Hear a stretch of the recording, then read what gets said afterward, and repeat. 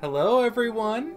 Welcome to another glorious Sunday here with us, our D&D campaign, Ages Past, with me, your slightly perky DM, with a myriad of lovely players to join me today in this little adventure. Why don't we go ahead and introduce them to you and who they play? Ladies first, of course. Kayla. Oh, goodness. Okay, so I play Valindra. She is the half-elf, half-tiefling Pact of the Undying Warlock, and she has the cutest little Fennec Fox companion. His name is Winnie, and he's the greatest of us all. I do like how the adorable cuteness usually reverts to that kind of slightly recognizable Russian, oh, he's just the cutest little thing. I can't help it. We know where that goes, but... Swedish. But yes, great. And then, next, of course, opposite in size and stature, we have the large, the bold, the brazen Varkesh, played by bastard.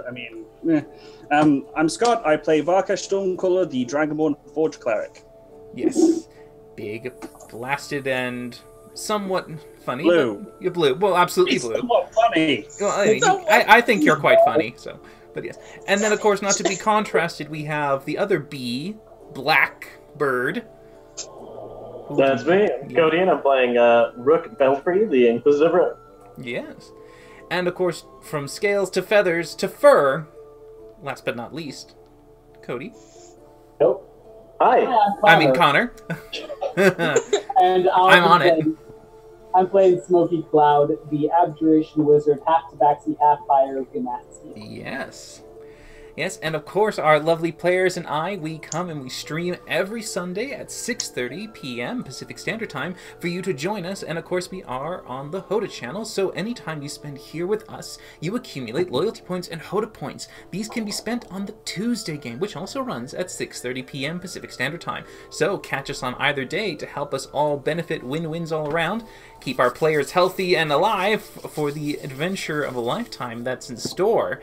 But before we begin today's campaign, let us do a little recap from what happened last week. So, our lovely adventurers here had returned back to the capital city of Almiel, successfully being able to find some good amount of safety as well as trying to solve some of the problems that they had encountered previously from the outside countryside. You were able to visit a jeweler shop in order to purchase a few gems, where some questionable hints were dropped as to the reason for purchasing such high-valued jewelry. Well, not refined, but to eventually be refined for a special someone in the party. You also went and visited a temple, where you uncovered some backstory to Valindra and her somewhat rough past with the people who dwell inside this particular place of worship. You were able to, with the aid of Varkesh's money and bars of silver and copper, along with some of the other aids from the party members, to have the reluctant temple head, well, one of the temple heads, cast a greater restoration spell on Rook in order to purge him of this odd undead taint that seemed to be latched on to his soul. Luckily, he was quite successful in being able to exorcise this entity. And as you were able to leave with a bit of a huff and a guff from the method of paying not being the most preferred choice, you exited the temple and you all returned to the Golden Lily, where you also tried to see if you could get an audience with the owners there, the ones who are the parents of your lovely friend at Riverrun, Sippy, who runs the other Golden Lily establishment there. Sadly for you that you were unable to see them, for they had been off on business visiting their daughter at Riverrun. You were able to then reconvene, of course, with Jin, as you had Smokey go ahead and convene that you had returned. And as the party entered the abode, you all were given some brief introductions, what had occurred, revealing some of the evidence that you had uncovered from this slight den in the mountains that you found this nefarious operation going on. Finding that the dragons weren't too keen on wanting to get their claws in this business, they left it for you to try and see what you could suss out, and perhaps maybe bring more favor and attention towards the dragon house that you represented, to continually try to climb the ladder in order to perhaps become the next great matron of the brood. Now, of course, as you had began to settle for the night, Rook had informed you of a small little side interest that seemed to have popped up in front of him as he had made his way throughout the city before returning to you, that he was approached by a Kenku, which later brought him to a small little establishment called the Red Wine Inn.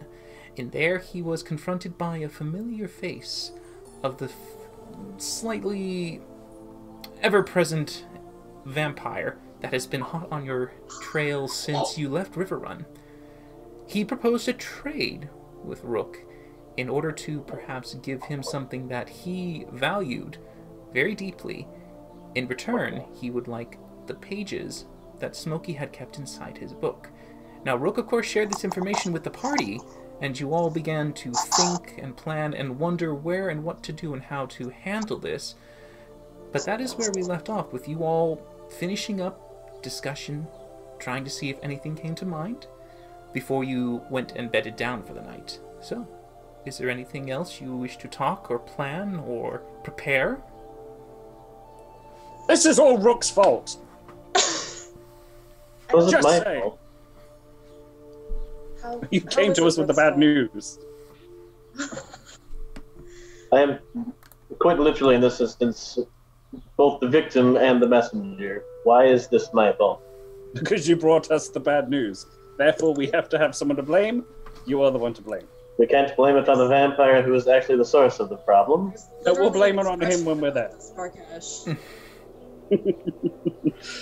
Oh, anyway, I was wondering, do you guys think should Rook actually have the right pages, or should I make a decoy or something?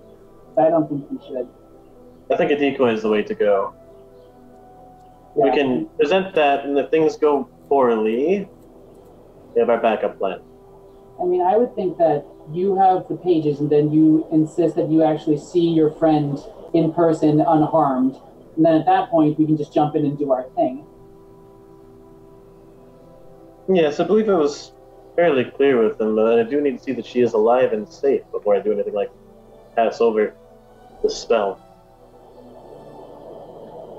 Okay, I'll make some stuff tonight that you can use as a decoy.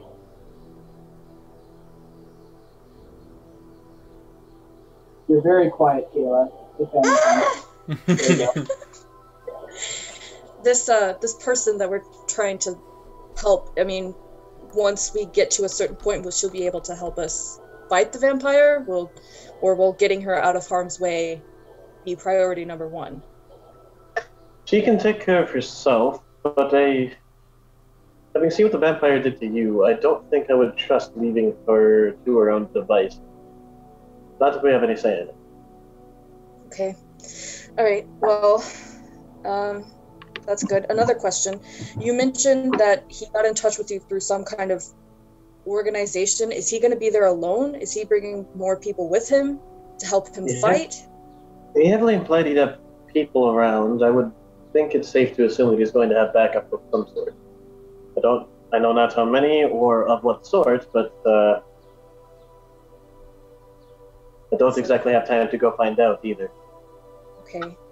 So there's no information that you know about this organization that would help us prepare in the event that they become involved in the fight?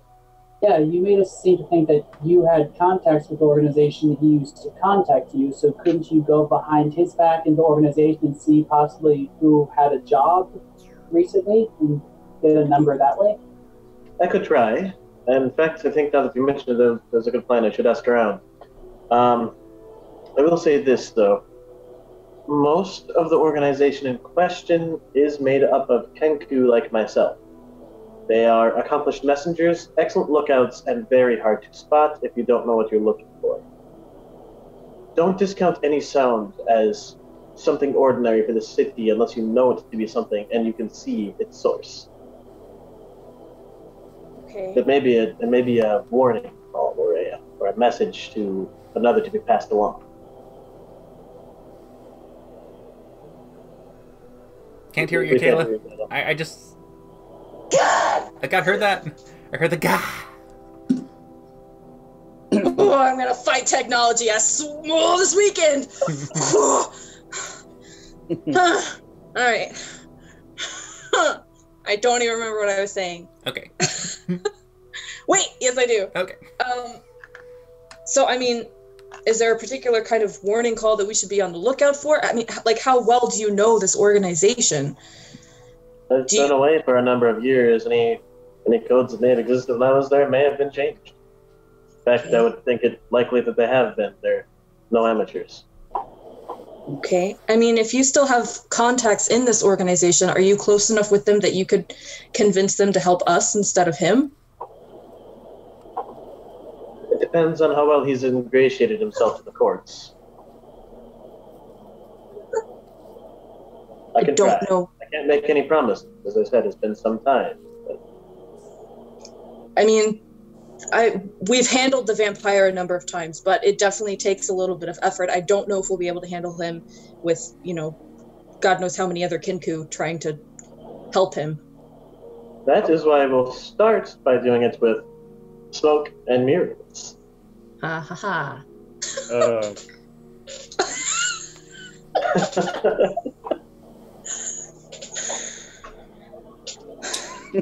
Sorry.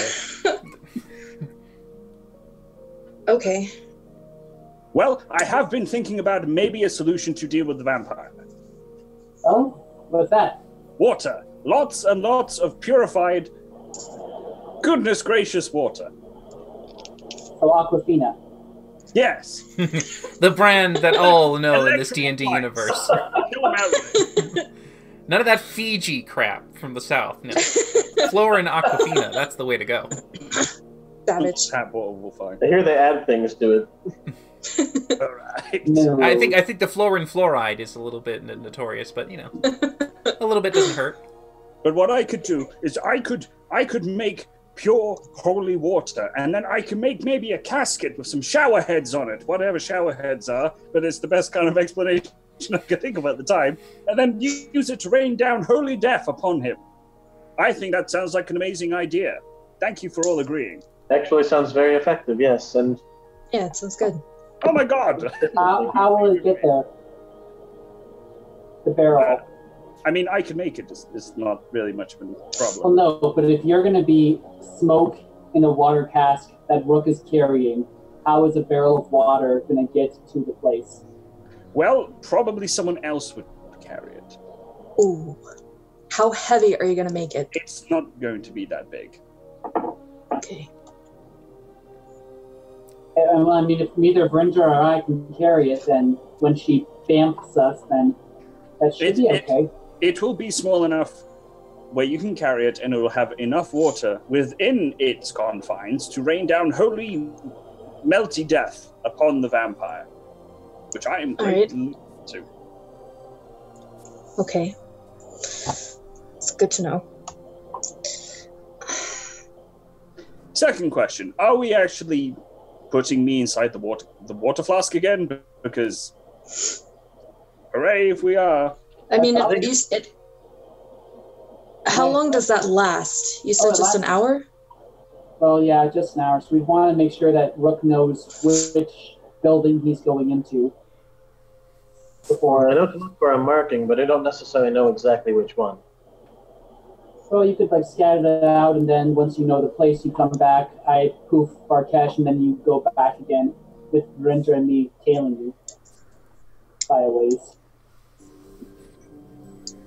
Yes, but I get a scene that'll tip him off to us doing something questionable. So, what I'm going to do is I'm going to try and find some wood. I'll take some steel ingots from my bag of holding, and I will make a small little barrel, probably a gallon little wine-ish ale barrel, and then I will then fabricate or make some little shower head attachments upon it. And then try and fill it with holy water as much as I can.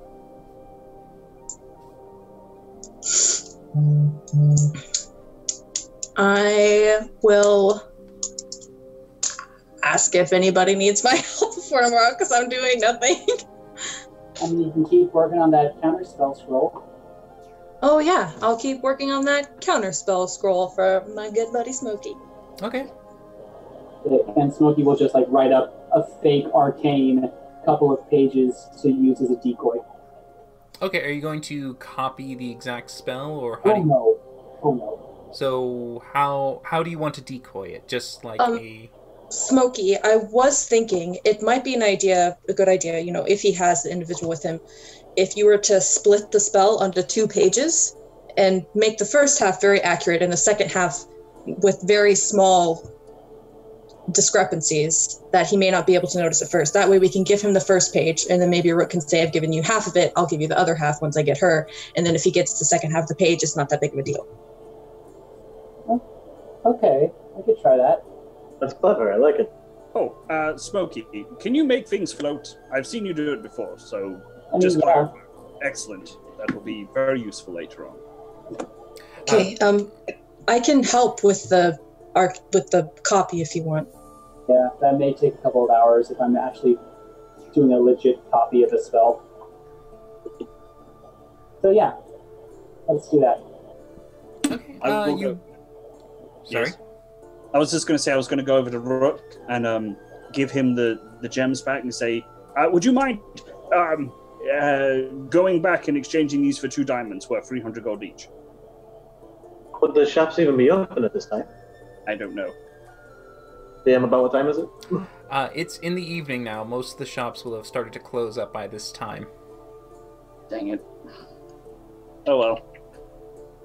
Even if he left now, I don't know if he'd have a way to get back in. Not to mention you don't have a way to get out, because currently you had your friend Jin and Lulu both leave hand in hand to head out to the wall. That's right. That's right. Dang it.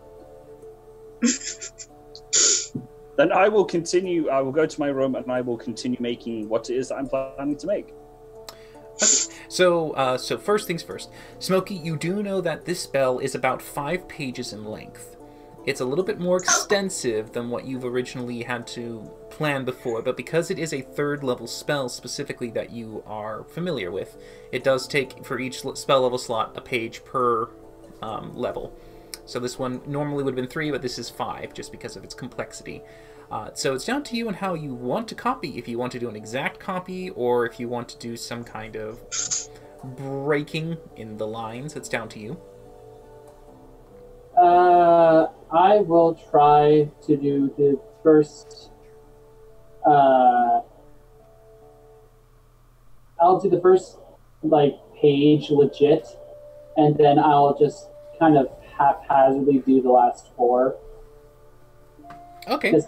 So I'll do maybe 90%, or just not even 5%. It's just I'll leave out a couple of symbols and that sort of thing. Right. So go ahead and make a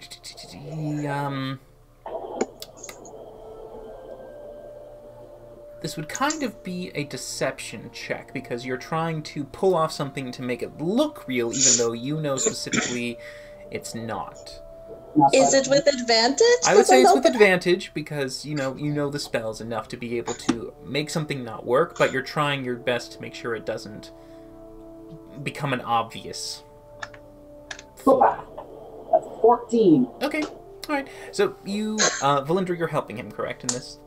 Yes. Alright, so yeah, you basically help in trying to be like the checker. You know, he gives you something to review, and does it look passable enough? Do you, like he says, can you see the flaw? You feel like you might not be able to detect much, and over time you correct him here and there, but you feel confident as you spend a good 3 hours doing this entire process.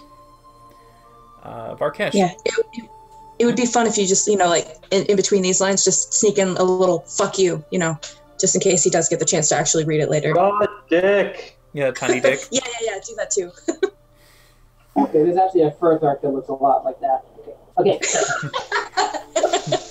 So, adapting to the graffiti of the toilet walls, you successfully implant little fuck you messages and symbols in there. Yes. Yes. I'm very proud. Now, during your working time, Varkesh, you are trying to create this contraption that is a barrel filled with water that is also capable of distributing a continuous sprinkling of some sorts. that is what I'm indeed trying to do. Okay, so I mean, yeah, you could easily make the metal part of the barrel basically have what you would call tiny holes that would allow the water to drip out. It's not necessarily too complicated, but it is something that has not been seen before. This is where you would make a Tinker's Tools check, but you don't have Tinker's Tools and you're not an expert in that, so it's just a flat intelligence check to see how well you can craft this device. Are you fabricating it, or are you, I'll be using my Channel Divinities for it. Okay. Alright, 13. You're able to definitely make this device. It is very crude in its appearance, and it does look like it's one of those things where once the barrel is tilted, it starts to go. So you've got it where it's like on a standby when it stands up, but then once it starts to turn, it starts to drip and spray out at that point. Okay. So that's your counterweight activation, basically. Right. You do know that you need to make water to fill it up with. Yes, well, I need to wholly sanctify the water. Mm-hmm. So you want to make holy water? I would like to attempt to make holy water, yes. Okay. Do you have any silver on you? I shall check my bag of stuff. I have a couple of silver-tipped bolts you could take the silver from, as well as that old silver rapier, as I believe you replaced it with adamantine one day. Let's see. I have silver cups, each worth 100 gold each, and a silver candlestick at 200 gold. Okay. There is some artistry in that from the treasures that you have pulled out. So the value is basically from the craftsmanship more so than from the raw material itself. But it will be sufficient to help you along your way. 2 cups and a candelabra, you said? Two silver cups and 1 golden singular candlestick. Silver candlestick. Alright, so it's a total of 400 gold worth? Yeah, pretty much. About 200 of that is in craftsmanship. So you have 200 gold worth of silver to use, which is fine, because it does take 25 gold worth of powdered silver per holy water to create. Now with that, you will be able to make 8 of these particular holy waters. These are, basically, you could fill up, each one would be an equivalent of like a, kind of like a melon, basically, of water. Like, kind of like that, basically. Okay. So you could make 8 of these if you cast your first level spell and burn the silver into the actual water. And I shall do that. Alright, so this will take you a good amount of time. You're starting to get to the very late hours of the evening. You still feel like you could get a long rest if you sleep in to maybe like, 9 in the morning, but you do spend your full attention on this, using your Channel Divinity to turn the silver into powder, and then beginning to infuse each with this. And you have now a barrel that's probably about a good, it's bigger than a pony cake. It's probably about around that size. It's about a gallon then. Yeah, I mean, well, more than a gallon. It's probably, could be up to 4 to 5 gallons. That's quite a lot. A gallon is like the kind of like the water things that you see in the grocery store when you pick them up. They're about maybe that big in a square. Mm-hmm. So this one probably can fit 4 of those. Well, hey, I'm not going to argue. If you say I've got more, then excellent. Yeah. No, I mean, yeah, because each one would take like 2 of these melons would fill up that space. So yeah. Okay. So yeah, but you definitely have it, and it's currently set on the deactivated standing side right now. It's still a fairly hefty barrel. Mm-hmm. So it's down to you what you want to do with it, but it's there in your room. Yep. All right. And then I shall go to sleep to make sure I get a long rest. All right, to get your full settled rest. Rook, what are you doing? So during this time, I don't really have any way to leave the Dragon District, correct? Unless you can think of something creative. Challenge.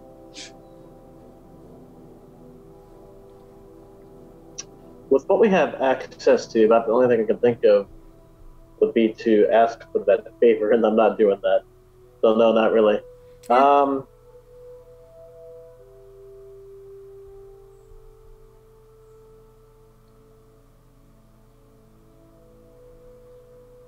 Yeah, nothing that would get me back in, so I suppose I'm just going to... Can I dimension door through the walls? You could. Useful.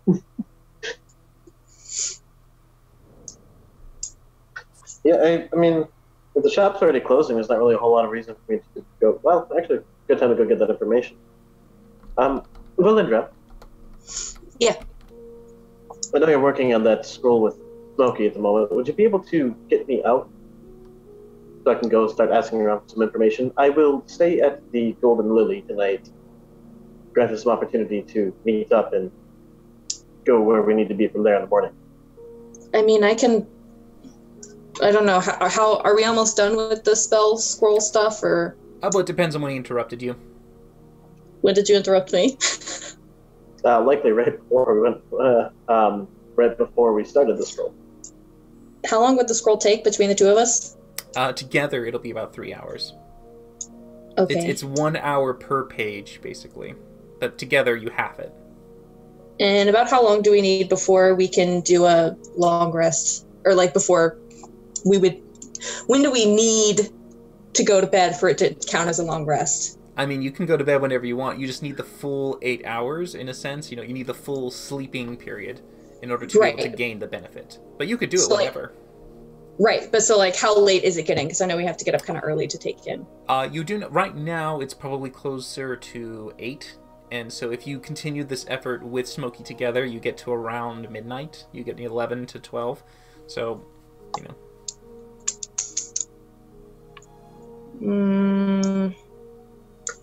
I mean, I don't really want to leave you out there on your own. How long do you think it will take for what you need to do? How long it takes to find someone willing to speak to me? Hour, 2. Okay. All right. I mean, Smokey, are you okay to do this for an hour on your own, and then I'll be back and I can help you finish it up? Yeah, it should be fine. Okay. Okay. Yeah, I'll be right back then. All right. Let's go bust out of the Dragon District. Okay. Alright. So you both head to the closest wall that Jin usually guides you from, just on the north side of the humanoid district of the city.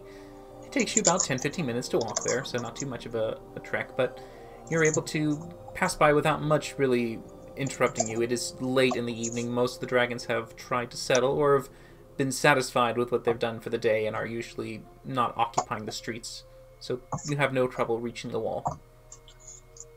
Okay. All right, so let's go break out of the wall, and I'll dimension door us through. And okay. So yeah, it's quickly and quietly done. You just disappear and reappear on the other side of the wall. Okay. So where do we start looking? What do you mean we? You have work to do with Smokey. Well, yeah, but I'm gonna go with you, and then I'm gonna take you back through, because I don't know, it just seems silly to spend money to stay in the Golden Lily. I mean no offense, but if you come with me, they may be less willing to speak to me. This is a secretive bunch. They're not going to talk about secrets with anybody. I mean, can't you, like, vouch for me? Isn't that a thing? I have some degree of respect, but as I said, I've been away a while. I don't know how willing these folks would be how willing they would be to speak to me with another outsider.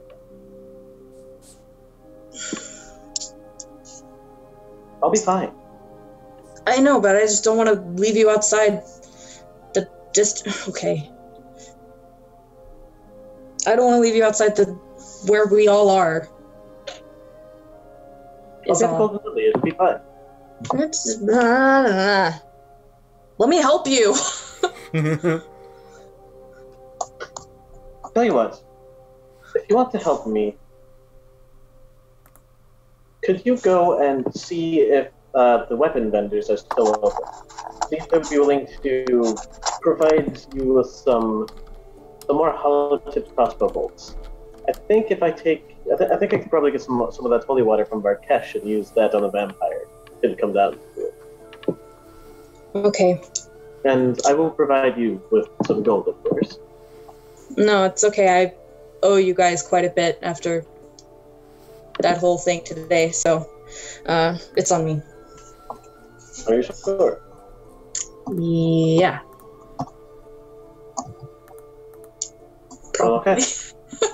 All right. Well, then I'll just meet you back here in about an hour. Sounds reasonable. Okay. It might take a little bit longer, don't be too horribly concerned, but I'll be back as soon as I can. Okie dokie. I'll go try to find a weapons vendor that's still open. Okay, so you both begin to head basically in the same direction as you kind of have to kind of go together, but you split from him as he continues on further past the trading district, heading towards what you would call... I mean, for the city itself, there's not much in what you would deem any place to be slum or the lower end. It's just, compared to the rest, this is the closest thing to being the lower part of the city. But you can tell... I am going to send Winnie with him. If that's okay. Just to, check in occasionally. Yeah, if you want. Certainly, you can...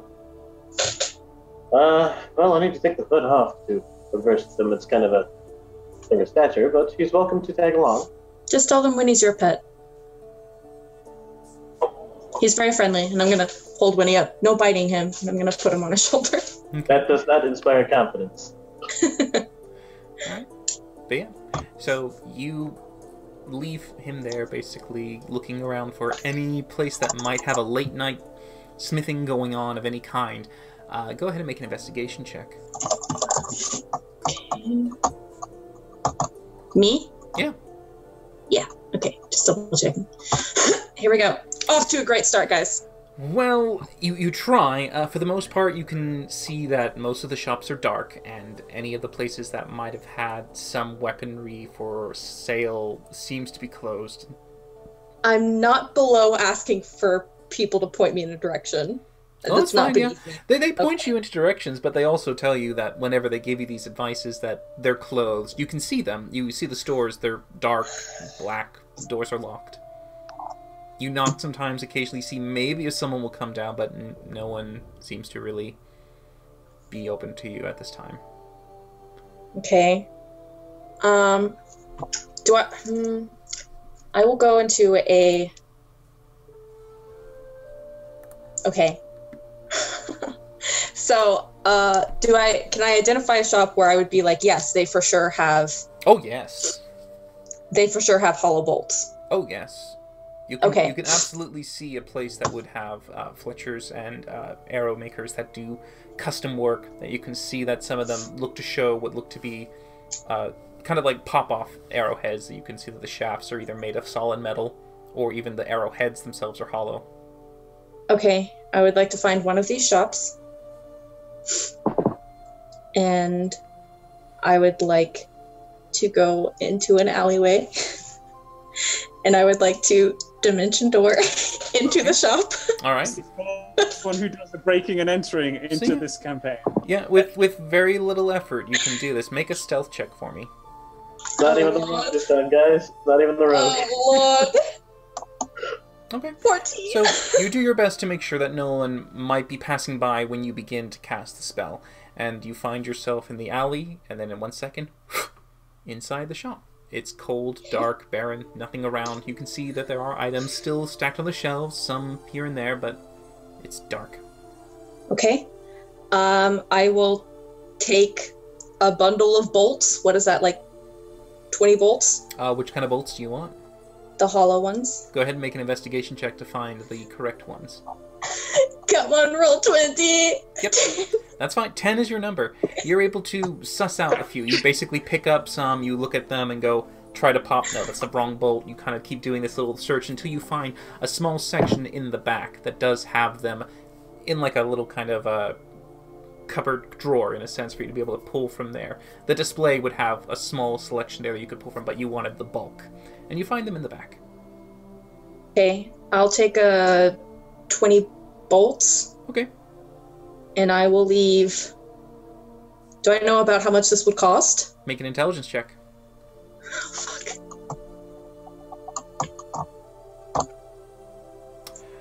Well, I wasted it on this check. you definitely know that these bolts would probably come around 5 silver apiece. Okay. I will leave... I'll leave 7 silver. Okay, Just because that's I theft, but all right. So 5 gold for 1 dart a piece. It's five silver a bolt. So if you took a stack of 20, that would be 10 gold, I believe. So, but yes. Jesus. I will leave 10 gold, because Okay. I can't leave any more than that. Okay, you leave 10 gold on the counter.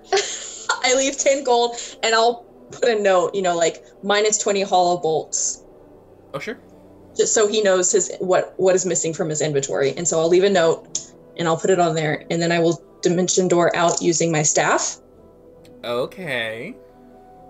Oh, why did you say it like that? Oh, no, it's just, I'm just trying to remember. Does the staff have a per long rest or a short rest for reuse? Oh, fuck, I don't know. Let's look at that real quick.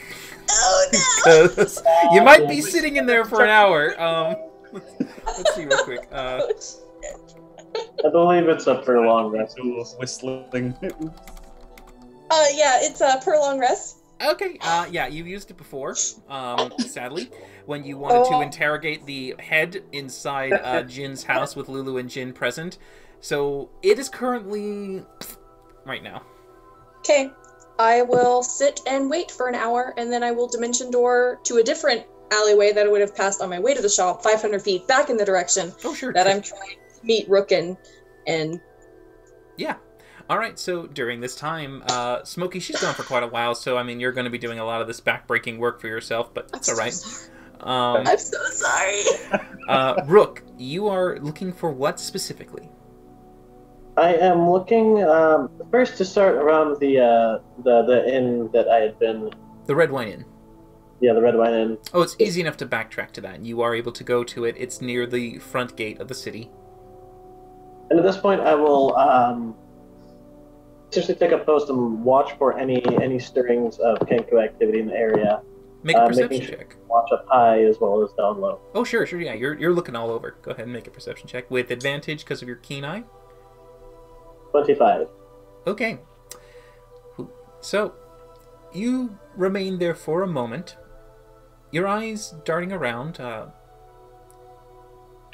You stand or kneel or lean wherever you are in the place of the street, but nothing strikes you as to catch your eye for the first 10-15 minutes.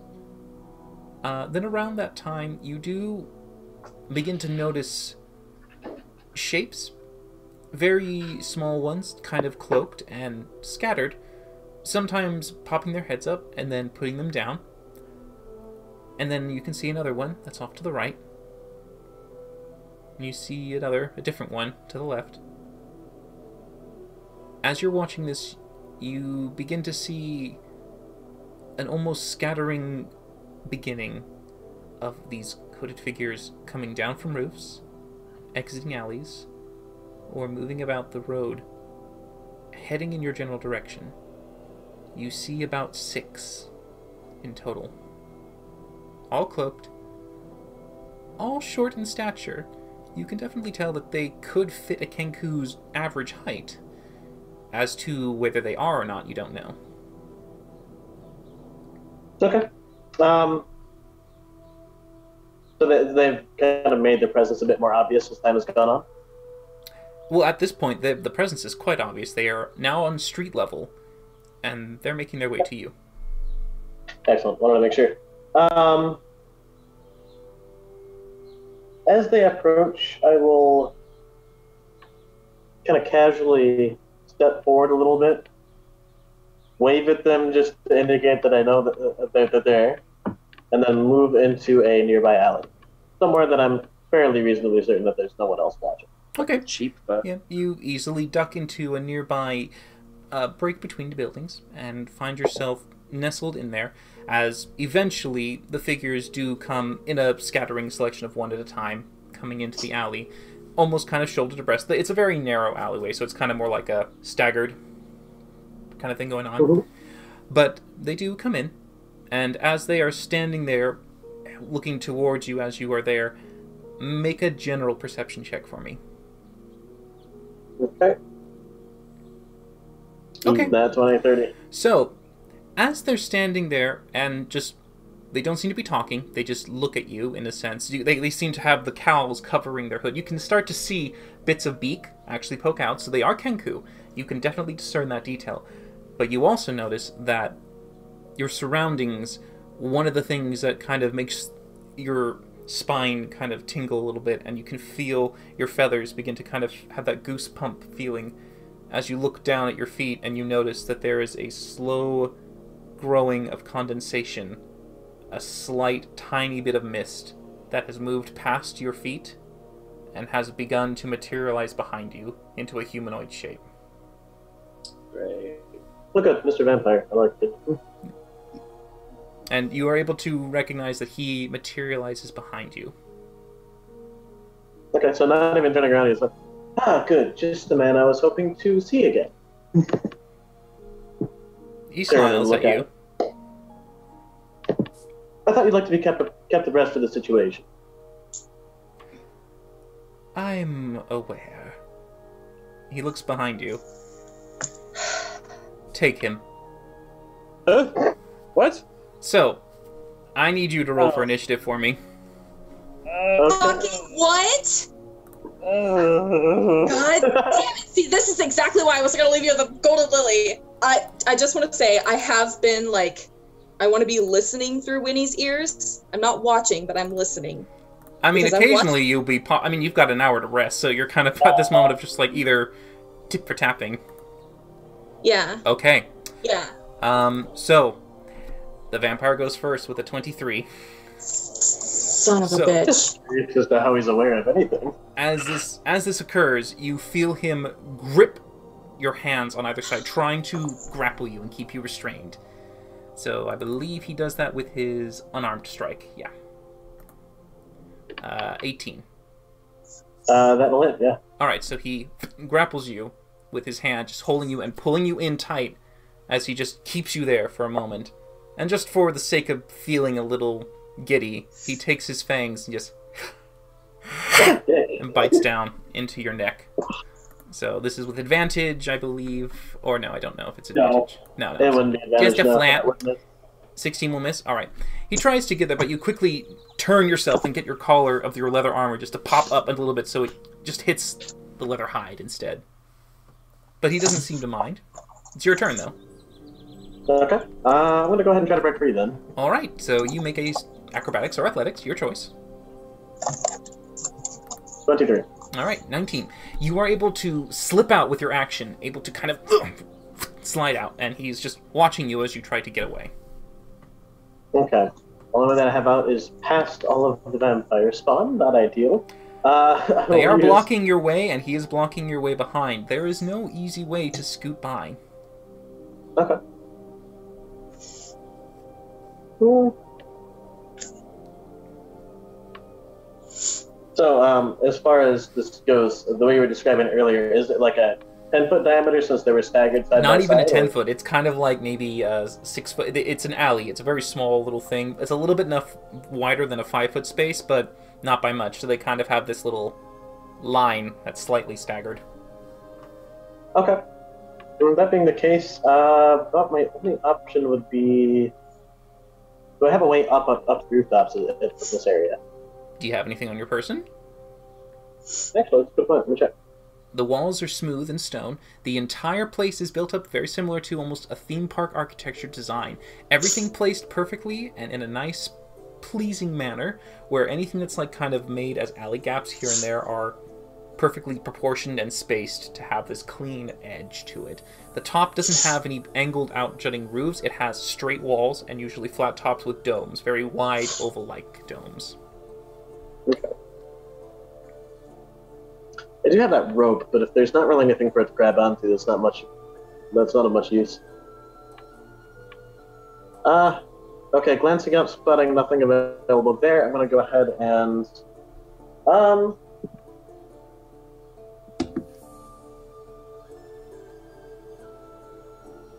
definitely taking over this area. I'm going to go ahead and rush some of the spawn towards the end of the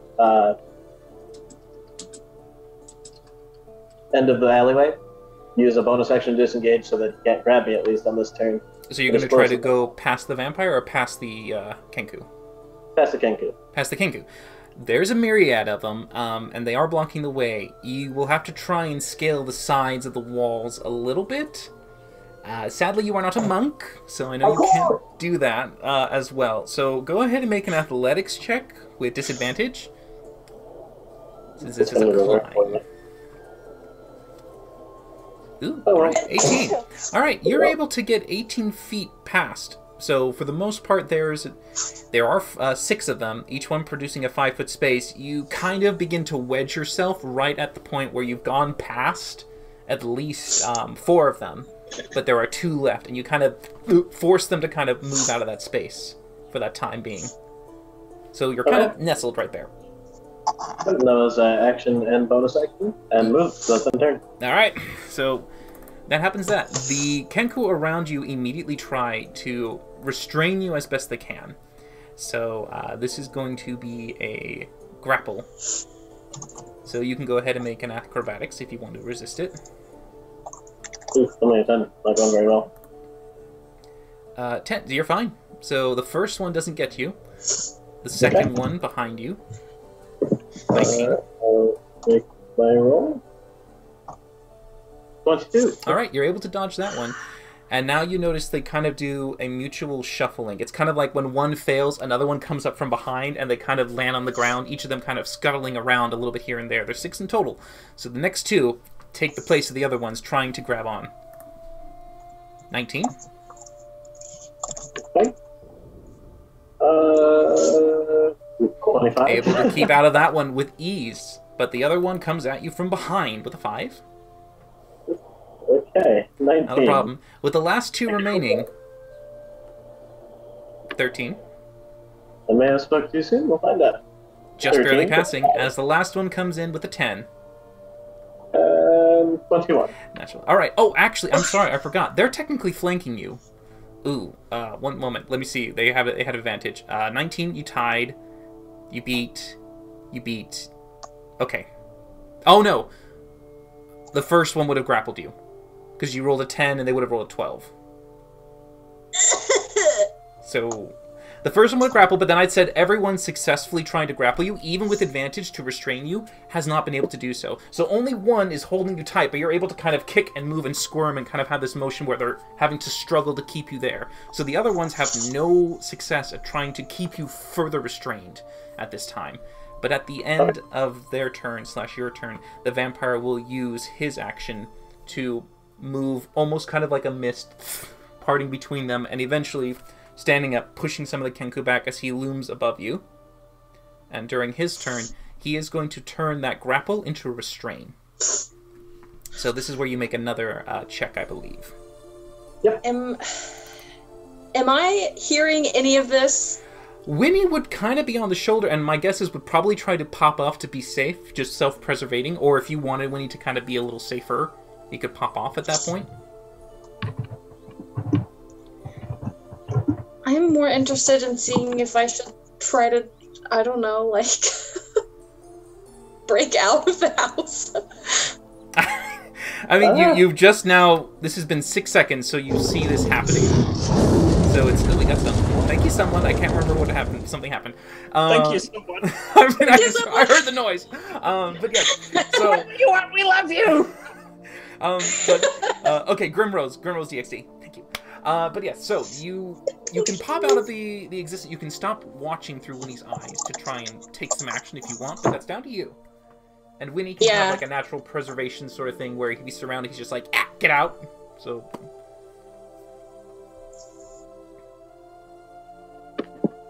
I'm gonna have, okay, so Winnie's gonna go to the end of the alleyway. Like, he's gonna go to, he's just gonna stay where he is. He's gonna stay where he is. This is a bad idea. Alright. So Winnie is trying his best to just not get completely kicked and destroyed in this kerfuffle. So the vampire is going to try and restrain you. So with a 6, that does not do anything. Yep, and a 17. Yep, and so then he has a second attack, which he's going to use to try and restrain you again. Go ahead. Oh, good. Oh, boy. All right. Yep, 7. Alright, so that time he is successful in restraining you. So now, instead of just being, like, kind of tied up in here, you now have your arms and legs completely locked at this point. You are fully and completely incapacitated at this time. So you cannot take any actions, or reactions, or bonus actions, but you can still talk if you wanted to.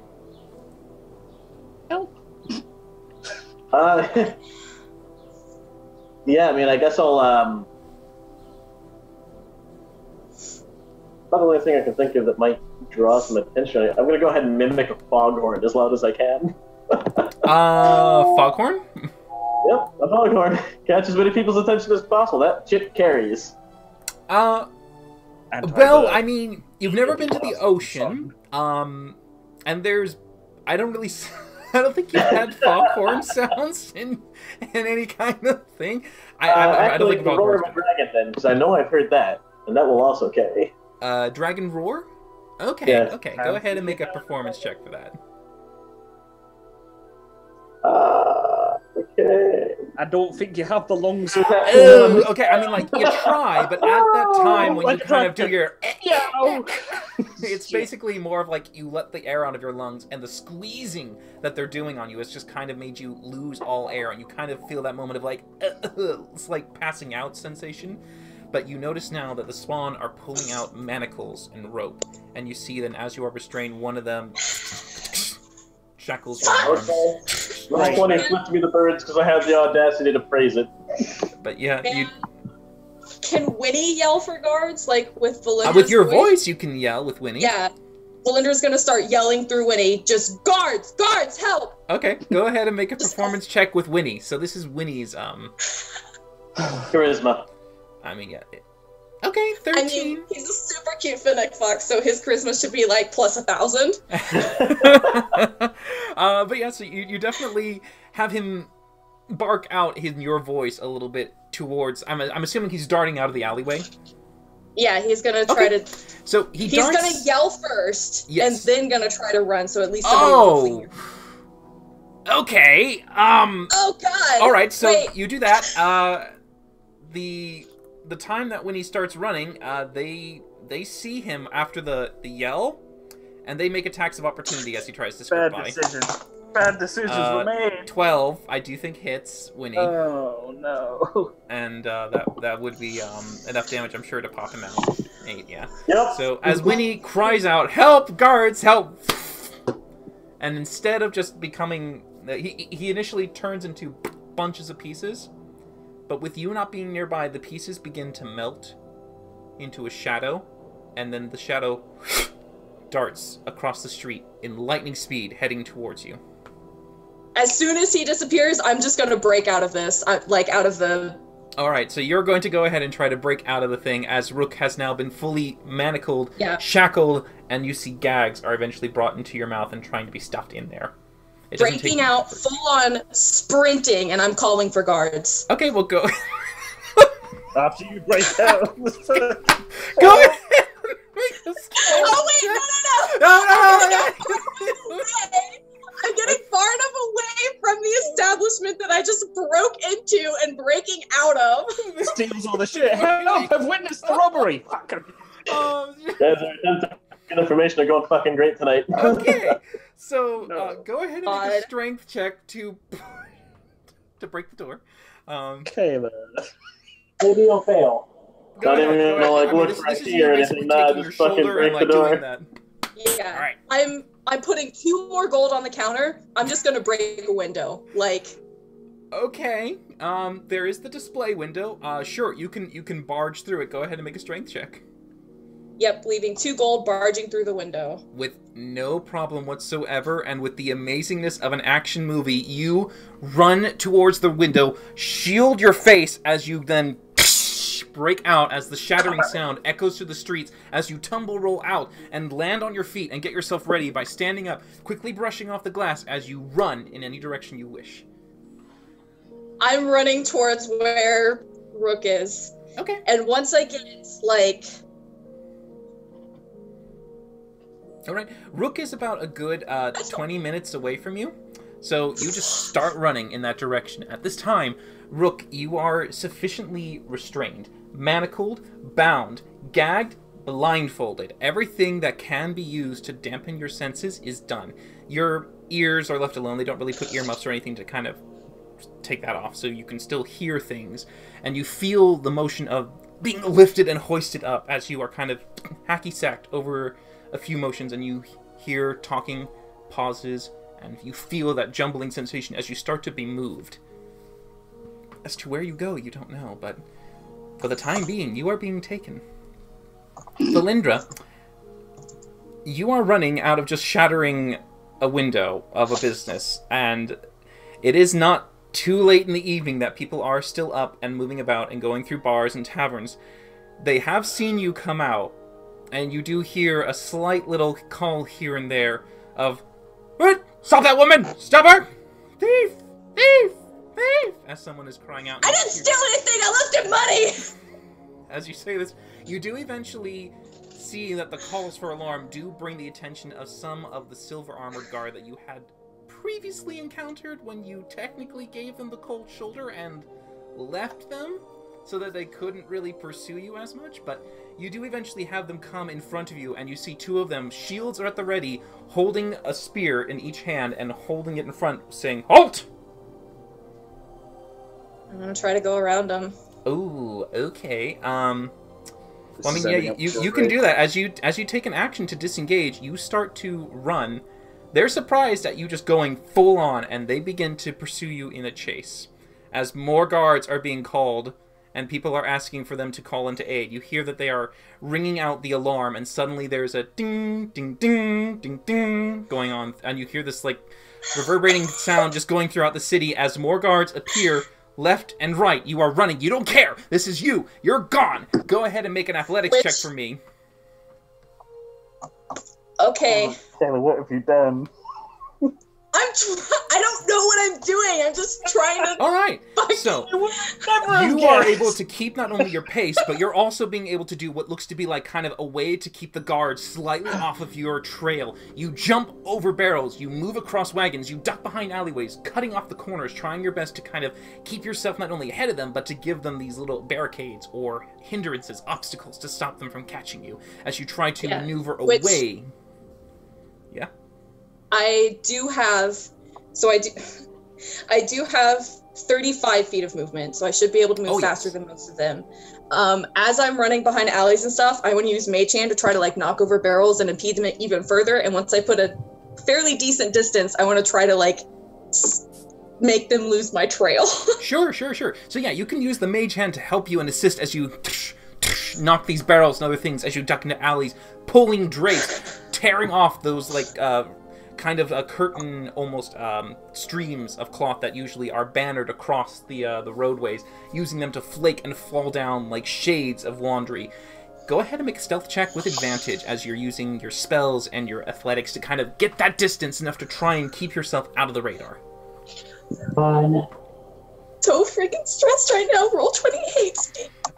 Natural 20? Natural. Okay, now it hates you. But you made it with advantage. It's advantage. It's advantage. So, yeah, you quickly duck behind and find what looks to be a nice little spot that could be a place that might be a dead end to some, but you use it to your advantage as you duck behind and find a crate that's nearby, and you make yourself wedge in between there as you duck down low. By the way, during this time, as you were running, you did notice your shadow repositioned itself underneath you as you started to run again. But you're now currently wedged and waiting, and you're quietly trying to cover your mouth, keep the sound of breathing from being too loud as you wait and listen, eyes closed. You do hear the sounds of metal feet going tuk, tuk, tuk, tuk, tuk, tuk, tuk, tuk, moving about, looking across, trying to see if they can find you. And as soon as it is safe, I am full dashing to where... Oh, well, they're looking for you. Fucking son of a... Cody, how are you so chill right now? I'm freaking out! As you are staying quiet, you let out a moment of sigh, just, and then a guard goes, "What was that?" And they start to move in your direction. They haven't spotted you just yet, but they did hear something, and they're closing into your direction. If they're closing in, then I'm gonna start fucking running again. Okay, you Jesus. immediately pop out as they... Wait. Go ahead. Bad decisions! Bad decisions! I'm not good under pressure. I'm not good under pressure, she says. Oh my god. Fucking, you're gonna get the army after you next. Yes. Fucking hell. I don't have anything I can do. I have to run. Okay, so you're running. I'm all out of spells. Okay, so you're going to run, right? Okay, the alleyways are a little small. For you, you don't have much of what you would call the grace to move around. You're going to have to barge through these guards. I need you to make an athletics check to push past them. This is basically like a version of contested grapple, but you're using your momentum to kind of move them away. Can I disengage as an action? I mean, you are disengaging to make it so that they can't, you know, like, in a sense, grapple attack you as you make your way through them, but the only way to get through them is to kind of barge past. Instead of doing that little dart around the walls thing that Rook does, you're more of a barrel through. Okay, so... Alright, as you try to push by, you see they both bring their shields up, and in unison they stand their ground as a scraping on the stone stops you in your tracks as you feel them not only brace you and keep you there, but you are unable to get by them. You can still break away from them without them grappling you, because you have your disengage, that kind of nimble moment where all you're trying to do is stop them from being able to grab you or attack you. So you still have some movement, but you're kind of now backed into an alley. What are you going to do now, Kayla? Just... I don't understand. You have to let me through. I left money in the shop that I broke out of. I know it looks sketchy and I'll explain everything, but right now a vampire is attacking my friend. He's the same vampire that tried to make his way into the city, and if we don't go now, something really bad might happen to him. Honestly, like, we just gotta go. Okay. Committed. Roll a percentile die for me to see if that was advantage or disadvantage, because it's either a blethering idiot or someone who knows everything and is trying to dictate command. If you roll above a 50, you get advantage. If you roll below a 50, you get disadvantage. I'll know how much Roll20 loves to fuck me, so... You get advantage. Oh! So go ahead and make a persuasion check with advantage. Natural 20. So, as you begin to immediately cite these facts, one, right after the other, right after the other, right after the other, they kind of pause and are looking at you, and they just take it in for a moment, and they just say, repeat that? And as you kind of quickly relay it again, the truth not only being able to be fully heard and understood, and your eyes just exhibiting this urgency of, I need you now, there is no time for me to try and help you, and they just go, alright, fine, we're escorting you, we're taking you to where you need to be, and you're going to answer questions after, but lead on. Yeah, fine, whatever, let's just end up just, like, fucking dashing again. Alright, and you dash with them, keeping and making sure not to run too far ahead so that you don't want to, like, lose the trust that you've slightly, just barely kept with this chase, and... Oh, it's fun. But you do eventually spend about 10 minutes running, because you're able to book it. And you make your way to where you last saw Rook in an alley not too far away from the Red Wine Inn. You can see that it is empty. You notice that there are slight pieces of evidence that might maybe suggest a struggle, but that's only because through your eyes you can replay the scene in your head. You saw what happened. You recognize that that barrel that got slightly cuffed and turned with a tiny little claw mark is when Rook darted up the wall to get past them, got through 4 of them, but then got trapped by the others. You recognize a few little scrapes here and there from maybe perhaps him trying to break free and getting out of, and you see that, but no one's there. Fuck. Is there any kind of evidence that suggests what way they took him? Investigation check. I'm gonna ask the guards, okay, he was here, look around, see if you can find anything. See if I can maybe get to the bed. Alright, sure, they'll help you make an advantage. Yeah, go ahead. So they try their best to help you and to see if they can suss out anything. They notice the claw mark that you mentioned. They can see that there has been some evidence of a struggle, but beyond the alleyway, the streets are paved with very neatly cut and set stone. There's no tracks, there's no dirt to move and see anything being shuffled or moved. It's it's impossible for you to find any way to know where he's gone.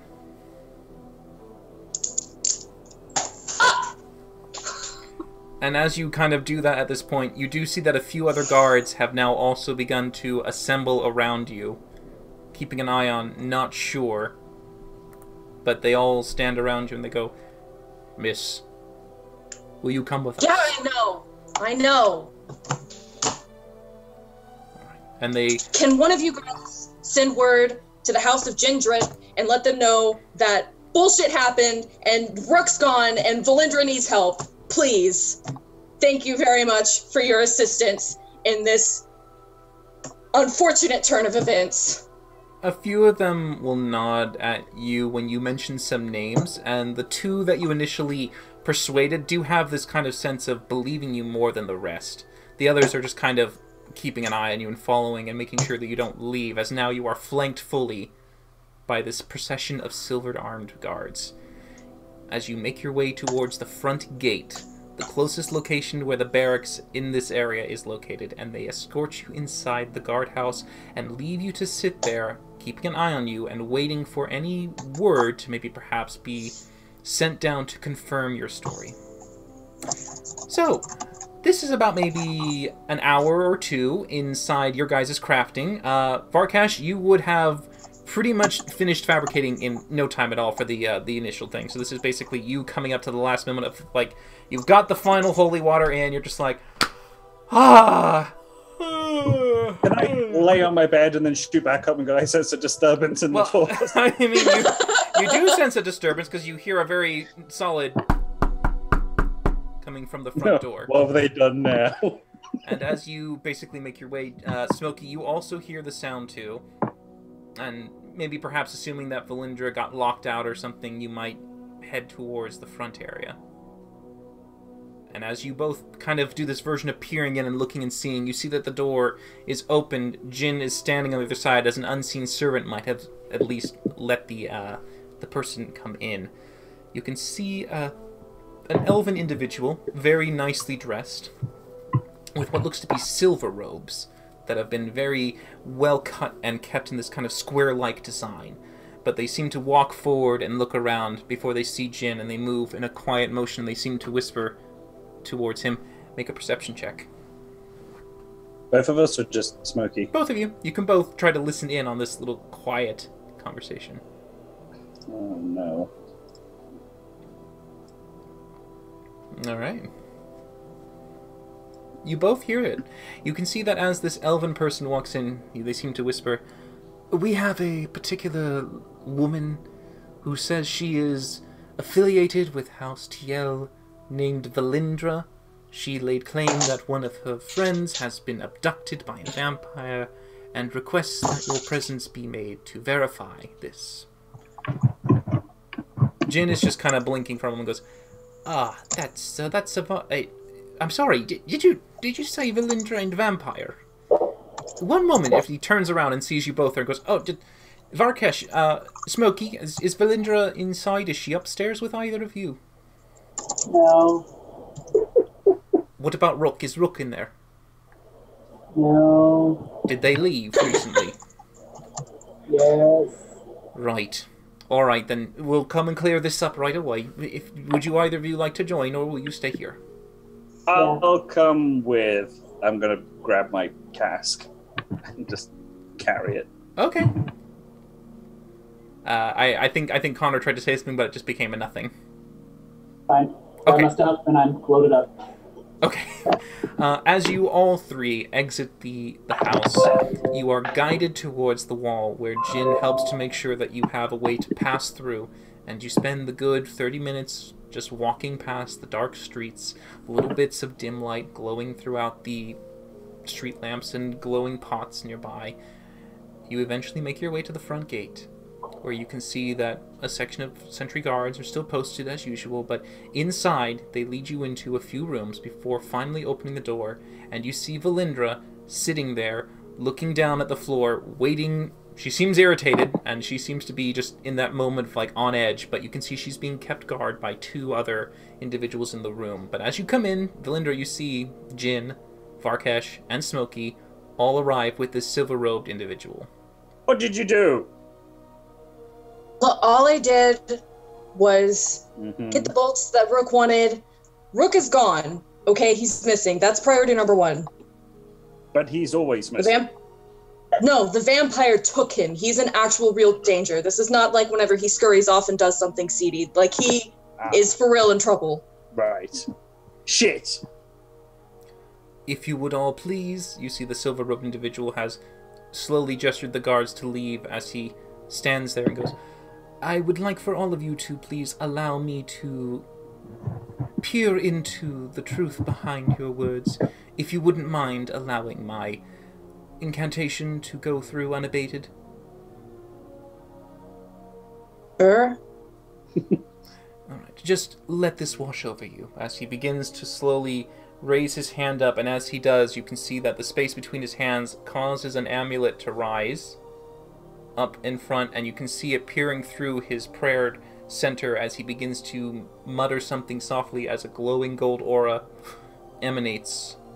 You are now in a zone of truth. Now, he asked you to not resist. So, Yeah, I did not. not resist. All right, Farkesh. I mean, I'm oblivious to everything that's going on. So, nah, no resistance. All right, and Smokey. Seeing the situation, he won't resist either. All right, so all of you letting the magic fully take you, you do see that the individual pauses and looks at Jin for a moment as Jin crosses his arms and kind of gives a little smirk and goes...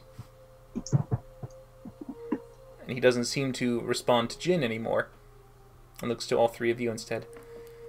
You said that there was a vampire, correct? Yes. A sneaky bastard that has been following us ever since we left River Run. And how did you see this vampire, considering you were across town in the Traders District and he was abducted closer to the agricultural? Well, I'm sure you being magically inclined yourself, you are aware that some people of magical nature can form bonds with animals of sorts, familiars, and can see and hear through their eyes. Some people have a stronger connection to their familiar than others, and I'm one of those, which is why I was able to see across such a long distance.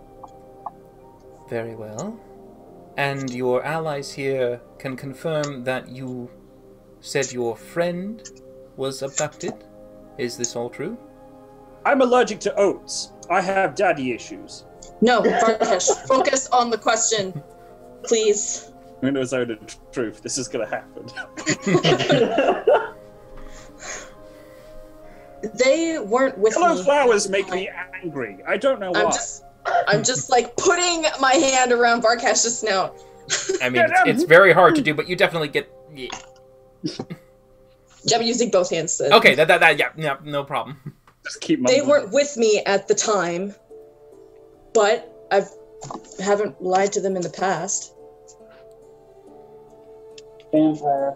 I've fought him once, but I think the rest of them have fought him on multiple occasions. Curious.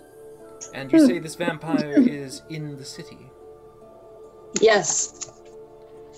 Well, that won't be too difficult to find him. We just have to locate an area that he has not been able to infiltrate. I shall send out my guards to immediately investigate all the abandoned locations, perhaps any spare rooms of sorts that he has to have either had no one lay ownership to, or perhaps he might have found other ways. He looks a little thoughtful. Well, if he's in the city, I mean, is that not technically an abode too? Because I mean, it has walls, so is there not a blanket invitation you could have gotten by just getting in the city? He looks casually at you. I'm afraid a city does not count as an abode, considering there is no roof over the entire walkways. That's a weird technicality. Do you think the streets are an abode? No. I do want to say he A lot of might... people live on them. Just saying. There are a couple of areas that might be good to start looking, and I'll describe the area where they took Rook and say that they point them in the direction of the district that they had wanted to meet us in tomorrow. I shall do my best to send out what we can to investigate that location. If you wouldn't mind, please, Why were you inside the Fletcher's shop? Because Rook needed bolts. I left payment on the counter. It's like 12 gold. So you entered the establishment without permission? I mean, technically, yes, but I did break a window, but that's why I left extra gold. I didn't do any, I paid for what I took, though. I didn't take anything extra. You can have him count his inventory, and these are the bolts that I took, and I'm going to lay them out so that they can count them. And we have taken accounts, and the 20 bolts are good to know. However, during this time when the guards were sent to pursue you, other more nefarious individuals entered the establishment and stole what they could. Any gold you seem to have left on the counter has also gone missing, along with an array of other arrows and bolts that have been on display. We would like for you to honestly, be able to compensate for the losses of the shopkeep. Honestly, I don't see really how that's my fault. You should have left people to guard that area. I feel like this is kind of on you. I mean, yes, I did create the initial issue, but you had the means to stop it, and instead of having people patrol the area, you sent what seemed like literally every guard in the area running after me. 3 years ago, I watched a dog chase its tail. I then decided to chase my own tail, but I won't admit that I Just clamping him shut. Interesting notion that you choose to try and blame us for keeping a criminal that we had assumed had broken in and had left as not a priority. I'm afraid due to the circumstances, as it has turned out, things continue to go without our control, and sadly, the store owner does deserve compensation for your actions. Oh, I agree. I just don't think that all of it should have to come from me. If it weren't for you, the window would not be left open, the shop not vulnerable to vagrancy. So I do believe, yes, it is on you. If it weren't for you, a vampire wouldn't have gotten through the gates of this city. Enough. I mean, I'm just saying, you're Enough. really slack. If you continue to debate this, I will have no choice but to keep you in our cells as compensation. I cried watching Titanic, and I'm not ashamed. Just letting him talk.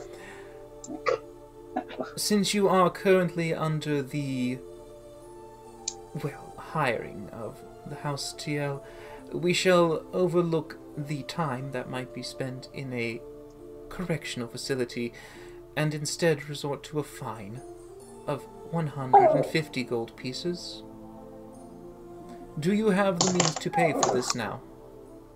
No. He looks at your friends.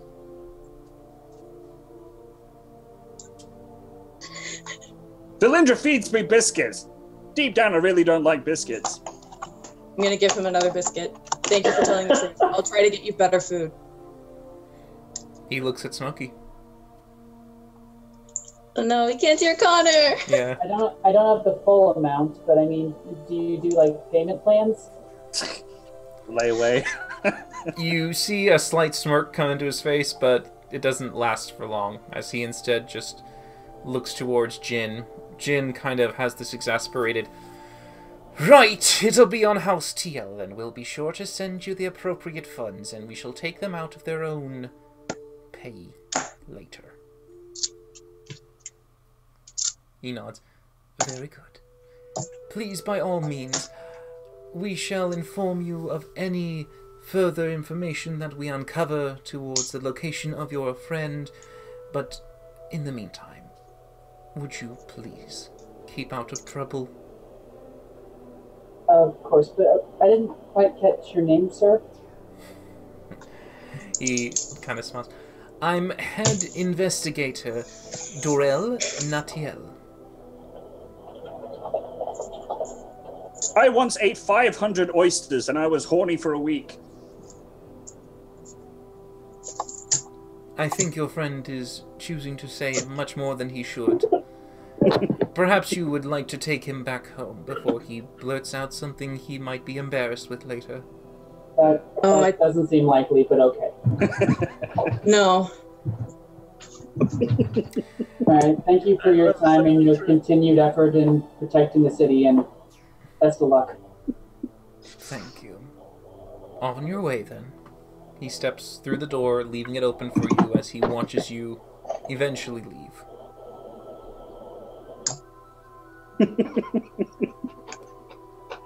I leave. You do break out of the zone of truth as you exit the room. Ah, what was that?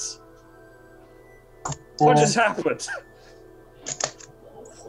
It was a spell that you seem to have a strange type of reaction to, like projectile vomiting only. Food. I love Zone of Truth, it's so much fun. Oh gosh. So, Valindra, I mean, did the vampire just show up? I mean, I thought Rook was going to try to trail some Kenku and gather some information about his vampire's possible alliances. Yeah, that's what was going on, and then I don't know, somehow the vampire got wind that he was trying to be sneaky or something, which I don't even know how. He hadn't talked to anybody, and then he just showed up and didn't really give Rook any time to explain himself, just told the Kenkus to take him. And they did. But I don't know where. That was going to be my next question. Nope, Winnie died, so I lost my eyes and ears on the situation. So we literally have no idea where he is. Right. Well, shit. Can anyone, like, use magic somehow to figure out where he might be? Ooh, I possibly could. I need 1,000 silver, though. Silver that I could have really used earlier on. Well, what for, Farkesh? Well, to make a mirror. How would a mirror help us find him? Well, apart from looking at my fantabulous self, I would probably be able to find Rook with it. Well, How? By magic.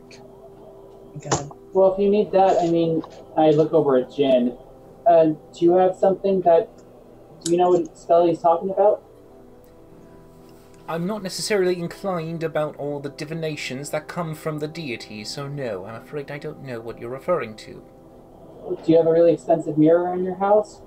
I have some mirrors, but I mean, ones that have perhaps the expense you're looking at. I don't necessarily have that. Could I potentially borrow one? If I have one back at the place, we can try and see if it'll work, but I don't know. Can give Back it a to try. the dragon's house. Well, that's where we're going anyways, Farkesh. Shouldn't we, I don't know, like, look for Rook? Well, Well, you I'll heard be the able to find investigator. him. They're sending out their men to do it, and you'll have to make sure to keep yourselves out of trouble. In the meantime, it's best to do it back at my place. We can formulate a plan there. No offense to the guard, but they did let a vampire into the city somehow. Alas, how do you expect them to not let something that can easily float over the walls or fly inside? There's no way to be able to secure the space. I don't know. Shouldn't they be able to see somebody flying over the walls? Like, that's pretty conspicuous. Dismissed. Depending on how high he is up in the sky as well, he could just be a whiff of cloud, or he could be a bat for all we know. There's no way to determine that it's a vampire. But the vampires are unable to enter abodes, we know that well enough. If you don't invite them inside any place that you own, they cannot enter. However, there are means around this. I do know that they have been told to be persuasive folk and will sometimes charm the less-minded individuals, but other than that, I wouldn't know any other way for them to seek shelter inside the city. Speaking of, Jin, do you have any sort of, I don't know, do you have any artifacts that could help someone stop from getting charmed? Because that's bitten us in the butt a couple times. We walking and talking, Oh, you're walking and talking, yes. making sure. You have enough skill to Wow. multitask. You're not level 1. Yeah. While we're walking, I want to keep an eye out for any Kenku that are watching us. Make a perception check. As far as you can tell, no. There doesn't seem to be anyone that's watching the party. One, yes. You having fun, Kayla? Fuck D&D! Fuck Roll20! Yes, I'm having fun. This is a really good session. Despite the Frustration with the ship. I think Taylor's still stuck in the circle of truth. But yes, you do all continue making your way towards the wall unimpeded, and eventually you make your way through as Jin opens the gateway for you to go inside into the Dragon District and returning to his home. Now, inside, you asked to see if he had a mirror worth 1,000 gold. 1,000 silver. 1,000 Maybe. gold is the cost. Is it? Yes, Okay. I know that you would know this, so you would know that it would be 1,000 gold's worth of either a crystal ball, a silvered mirror, or something else. There's another thing I know. I want a silvered mirror. Oh, I remember. It was a chalice containing holy water. Silver mirror, please. So, but yes, you do go inside, and Jin does look around. He doesn't have anything worth 1,000 gold in a mirror. He does have a mirror that is the most expensive one that he has, which is kind of gleamed in a few gold around the edges, so the frame is nice, and the center is a silvered glass, in a sense, for you to be able to see a reflection. So it does have that property, but its value is not that of 1,000 gold. I'm going to take out my gems, which are 600, and then I'm going to open out my bag of holding, and I'm going to take 400 from my gold stash, give it to Jin, and say, could you, by chance, maybe give me silver equivalent to the amount of gold I pay you in these gems? I don't have it on me. You're a dragon. You probably sleep on a hoard of treasure. I have my own, hoard, as it were, but it's not necessarily all in silver. Most helpful dragon ever. If you wait for the morning, Varkash, I'm sure we can find something that But has the equivalent. I would really prefer to do it now so that I can sleep until the morning and then I am fully recuperated to be able to deal with any situation that may come. I myself don't have anything of this value. If you perhaps maybe requested this from another house that has a bit more of this wealth, they might be able to provide it for you. Damn it. I'm going to have to knock door to door in the middle of the night going, hi, do you have change for You do 1,000 gold? You do have a favor with one of the houses that you could collect on. I don't really want to waste it on a mirror. I mean, how often does one manage to gain the favor of a dragon? You're not, unless I'm mistaken, Varkash, you don't have spell available till after you sleep anyway. Well, I do actually, currently. Oh. Well, can you try to, I mean, you have a mirror and you have materials, can you try and merge them together to make it? Ooh, actually, technically, you do not, Varkash. The 5th level spell was burned in the morning when you animated objects to fight the vampire. Yeah, this is still Rested, technically though, the same day. We rested though, and we had a long rest before we got back to the city though. I know. It's been a long day. It's been one long day. So, fuck that then. He attacked us in the midst of our long rest, which we then finished. and He then attacked you at moved the on. very early morning, just when your long rest would have ended, during that point where most of you would have successfully long rested, and it was darkest before the dawn. That is when he encountered you after you had successfully lured him to the party. I'm going to say this now, and I do not need a zone of truth to make this actually quite literally truthful. I fucking hate vampires. I really do. Alright, so if we have that working for us, that scrying lets you just see things in other places, right, Varkash? I would pretty much be able to find out exactly where Rook is. Okay. So we also know that we were supposed to meet the vampire, or Rook was supposed to meet the vampire tomorrow, but it was supposed to be just him. So do we bother to go through with it, or do we wait for the vampire will probably contact us because we still have what he wants? I say we wait.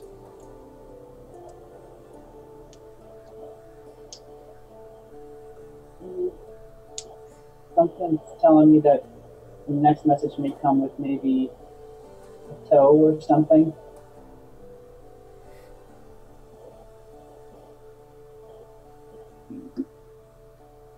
Well, I still say we wait. We wait till the morning. Mr. Bitey Pants will give us a message telling us where to meet him, I suppose.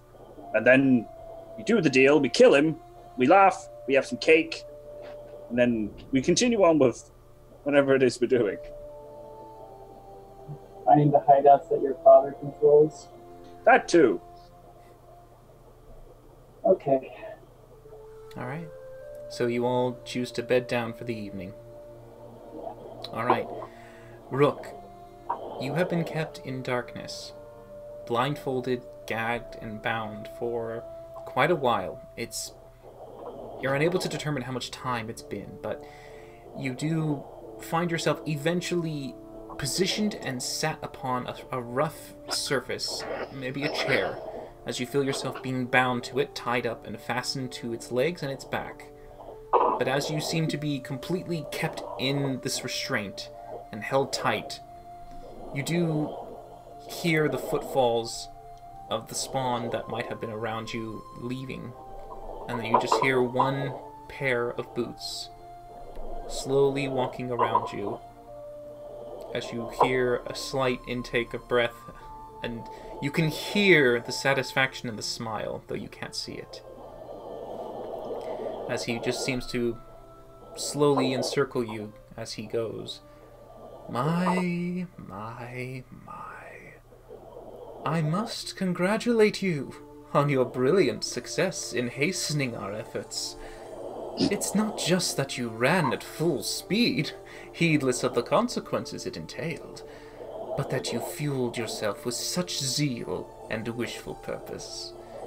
The road to failure is paved with grand illusions, and yours, my dear little Kenku, have been some of the grandest I've seen. Oh, do not mistake me, though.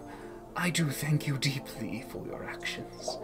If it wasn't for your need to play the lonely hero, we wouldn't have been so fortunate to find a second chance at regaining what was stolen. Did you know? I fought in the Great Wars. Yes, I have seen countless horrors, things that sit beyond your small mind's comprehension. And true heroic gallantry from the strength of those bonded against the dark tide. A pity that this generation lacks the kinship of its predecessors, as you have so readily proven time and time again. But it comes as no surprise. The wheel of history turns ever forward, only to begin where it began.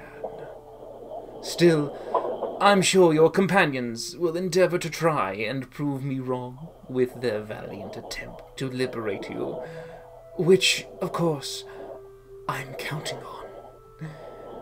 I look forward to hearing their screams, as he whispers closely in your ear before slightly moving away as you hear the footfalls begin to leave this chamber, and a small door shut. I'd like to try to listen carefully, see if I can detect anybody else in the room. Make a perception check. Okay, that is a... was this with or without the... I know you have keen sight. Is there one for hearing as well? only for lies. Only for No. lies, so sadly no advantage, but still 17, not bad. You listen Actually, carefully. one moment. Which I thought, okay. I mean, technically, if you spend It says it's advantage on any wisdom, perception, or intelligence investigation check if you move no more than half your speed on the same turn. Sure. It doesn't specify whether it's suicide or not. Yep, so 21. So yes, you listen carefully, trying your best to make out any details with just your hearing. You hear a slight dripping sound. You eventually hear scuttling, maybe perhaps rats or something of the like moving about the place. You don't hear any breathing. You don't hear any rustling or motion. Was anything of mine taken? you do realize that not only has your weapon been taken, your bag has been taken, and your backpack has been taken, your cloak is also missing. Yo, fuck. Alright. What? That is the sad Titan who's so unhappy with the party's current state. Yeah. He's rolling around on his back going, rub my belly. Oh, that is adorable. The bonds that hold me to the chair, are they the metal manacles, or are they... You have metal manacles on your hands and on your legs. You are also bound and tied by rope that is securing your legs to the legs of the chair, as well as to the back of it. Okay. Shut up. I don't have access to my thieves' tools or anything, so I guess for now I'll just sit. Stupid. Alright. So, the night passes on. Rook, you are unable to get a full night's rest. The position that you're being kept in is very uncomfortable, and there is a slight, what you can appear now when you hear it, a chaotic rhythm to the dripping. It sounds like it's attempting to try and keep you from finding a nice sleep at all. Varkesh, Valindra, and Smokey, you do come about the next morning, fully rested and prepared for the day ahead. And we'll go ahead and take a break as you guys go ahead, use your moment to take a bathroom break, get any drinks if you need them, do anything that you need in the meantime. Go pet the puppy a little bit more so he doesn't feel so sad. Yep. I need to use the restroom. Go right ahead. You give a puppy a petting. Yeah, sure. I'm so angry. Zone of truth, guys. I mean, it's a shame that you guys had to leave the safety and split. God dang flabbit nabbit. Well, I'm gonna follow Tamarik's advice and make some tea because I need to chill. Okay.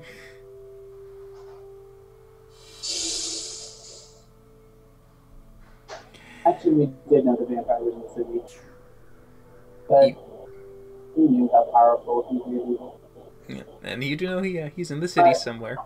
By the way, I'm sure Rook would know, was that the vampire's voice or was that a new character? That was the vampire. Okay, I wanted to make sure there wasn't a new introduction. No. That was the vampire, who was villain monologuing up his ass with quite a great deal of satisfaction. Of course.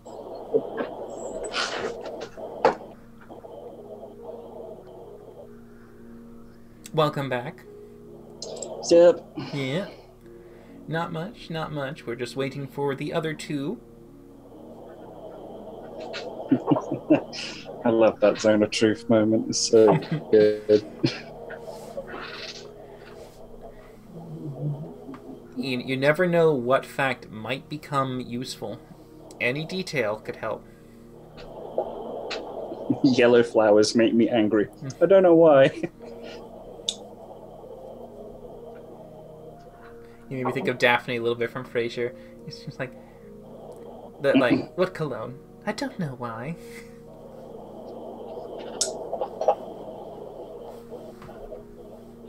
So how's the chat going? Because my computer freezed.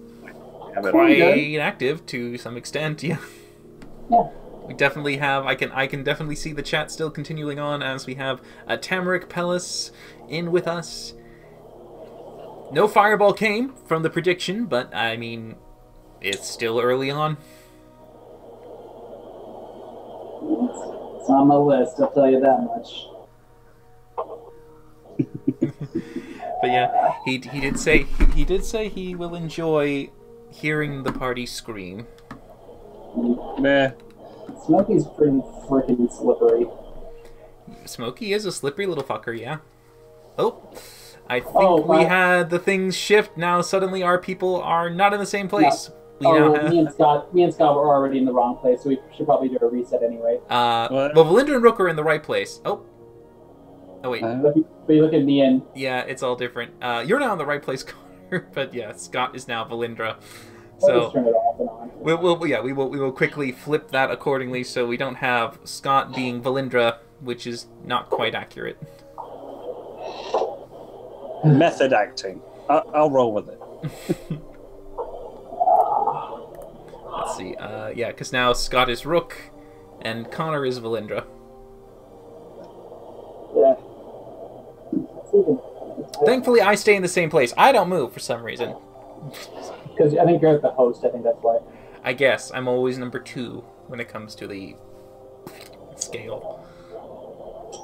So, do I need to close my camera off and do it again? Eventually, yes, you will, I think. Yeah, once everyone's back. Yeah. So Chad, how are you liking the episode? Is it fun? Is it bad, deadly, filled with oopsie daisies? It's slightly OP for our level of experience. Oh, pish. OP. You guys have successfully faced far worse. Yeah, not mono a birdo a vampiro. Good work. Oh, no, camera. That's so weird. Why does the camera keep doing that with theirs? With theirs. Oh, now I'm Rook. Yes, you are. Yeah, you've been Rook for a while, but yeah. Weird.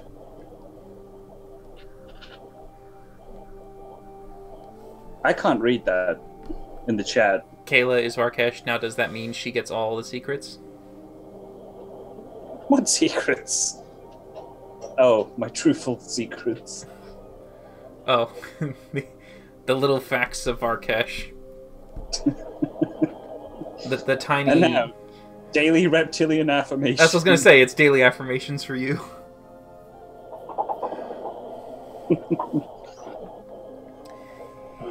But yes.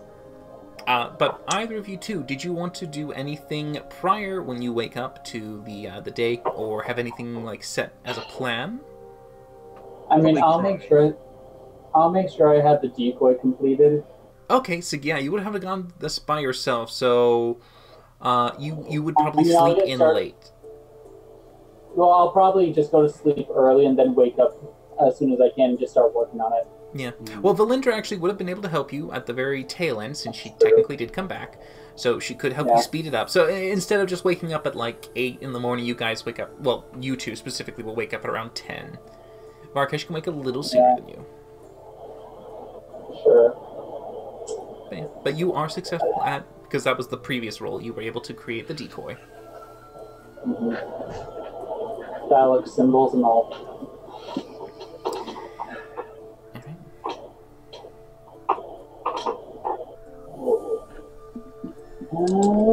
Hostage situation.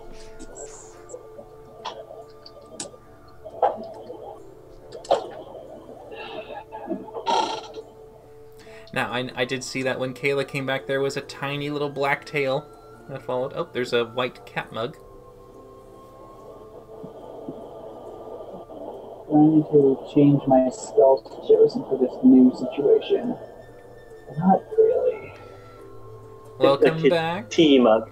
Yes. And for some reason, your guys' camera went cuckoo, so we're going to have to do a quick reset. So go ahead, everyone except for Cody, I believe. Mm-hmm. So Scott and Kayla. And then Kayla comes on first, and then Scott again. Alright, so Kayla, Scott, and Connor. Okay, let me double check with Opasa. Oh, no, for some reason I have Scott as... Scott is at Smokey right now? That's what it was before. I think the order, it needs to be me, then Scott. Then Scott? Alright, so yeah, so... That? And then Scott. Okay, yeah. So for the entire beginning of this entire thing was Scott Smokey? Yeah. Oh, goody! Yeah. Alright! So yeah, that misinformation was there for the whole time. I think no one noticed because we had a bit of a chase scene and a bit of hell going on in the city, but it's all good. Oh, no, it was mentioned. It was mentioned and I made fun of it. Yeah. But yeah, so they need to switch character sheets too. Yes, it is being used with OBS right now. That is our broadcasting. But everyone is back, and so we shall continue on with the story. Now, of course, for those who have woken up with a long rest, you have yourself to prepare your spells and anything you might need for the day. And of course, you are successfully replenished with your spell slots. Valindra, you woke up a little bit later than Varkesh did because you stayed up a little late with Smokey to finish the duplicate decoy. The fake, dick-ridden and fuck you copy. Oh, we're definitely putting in some extra fuck yous this time.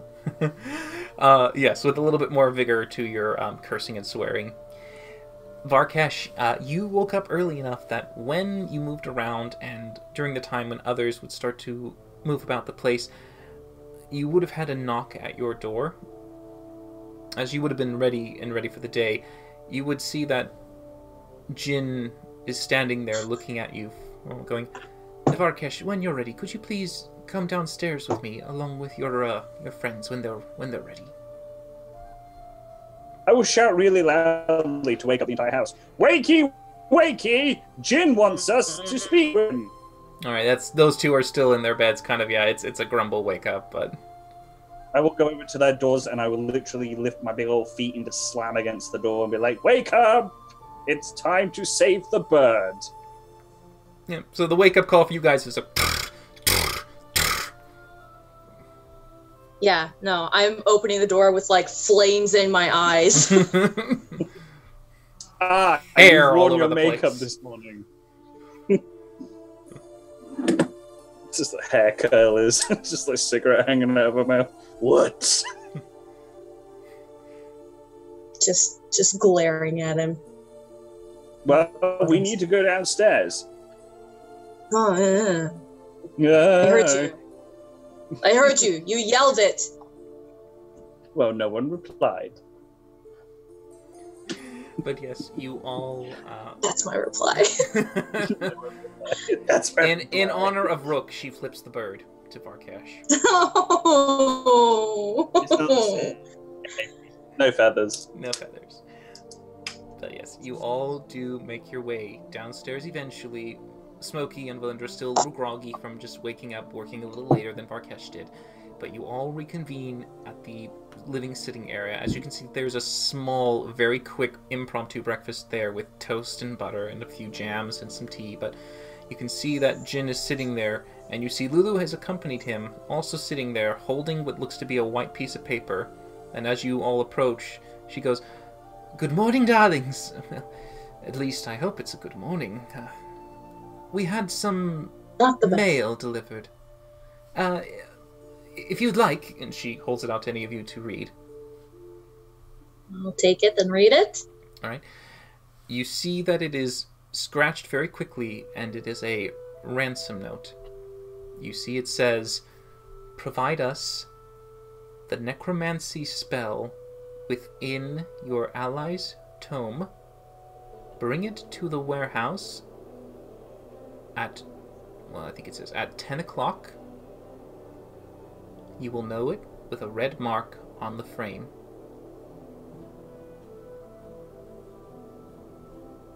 Right. Well, I guess, shall we? We can say morning or evening.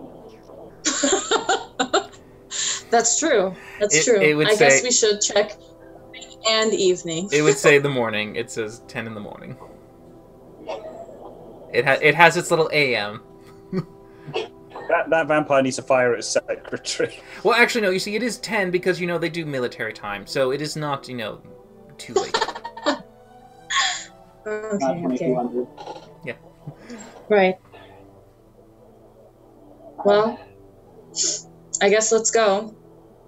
It didn't mention anything about only one of us or some of us coming. So, Nope.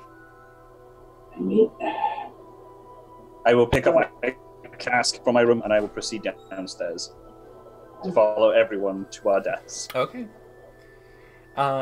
Jin pauses before you leave and goes, "Varkesh, did you say you wanted the mirror?" That would be lovely. If you take this, and he hands the golden mirror to you, if you'd like to borrow it, if you can take it to someone who might be able to increase its value, or you might be able to trade it with a little bit of something here and there, maybe it might help. But I'm afraid will that's see all I what can I- give you. By the way, you Thank all you. owe me a good additional 500 gold pieces for all this, at least. The trouble from the payments, as well as this mirror here. He looks at Lulu. I take it that you wouldn't mind giving them the credit from their traders. She goes, oh, darling, yes, of course. They have plenty to spare. She gives a quick glance at all of you as in, like, how dare you make me spend my money? But she does kind of give that moment of, Oh, well, if we do have plenty, we'll also be needing about 150 gold to pay for the things taken from the shop that I got bolts from. Jen did that already. Yes, Oh, that's right. Yes, That's right. my He dear. did. Oh, yeah. He Well, never tallied it in. mind. Yes. Yeah. Never mind. She sips her tea. Off you Is go, there then. anything- About what time is it right now? It is closing into 10. It's about 9:30 in the morning. Okay. Oh, Smokey, I have a quick question. Could you just banish the vampire? I mean, it's possible that you could save against it. Okay. Possible. That's no. I was just curious in case he gets to be too much of an issue. We can just poof him away. I've prepared that, so it's a possibility. Well, let's go. We have to go save the bird. Who probably be there. You're a little soft, by the way, Connor. And then Yeah, sorry, I'm far away from the mic. It's okay. Okay, let's go. All right. Let's go. All right. Jin accompanies you as you head outside and go towards the wall that he now helps you to pass through, leading you in towards there. He kind of stops and goes, I think I'll go ahead and notify the constables that you are attempting to try and save your friend somewhere in the warehouse district. Would you like me to try and send some help? Oh no, we'll be fine. Well, maybe just have them, like, be alerted in that area. And in case anyone... What can I do to send out a signal? Let's see. If they see fire go off, tell them to run towards it directly below it. I think that's a very easy thing to find. All right. I'll let them know. Best of luck. Try to not die. Always try to not die. But as you make your way towards the agricultural district, all the way to the south end of the city, Jin does split from you to head towards the barracks in hopes to try and give at least some warning and maybe perhaps some assistance, or maybe even finding out information. But he does go that way as you three press down. You finally reach what you do know in this section is the storage warehouses of the city, a large selection of buildings that have been left ranked side to side that seem to store anything from the local food sources nearby or trade goods in crates that are usually kept within the local area.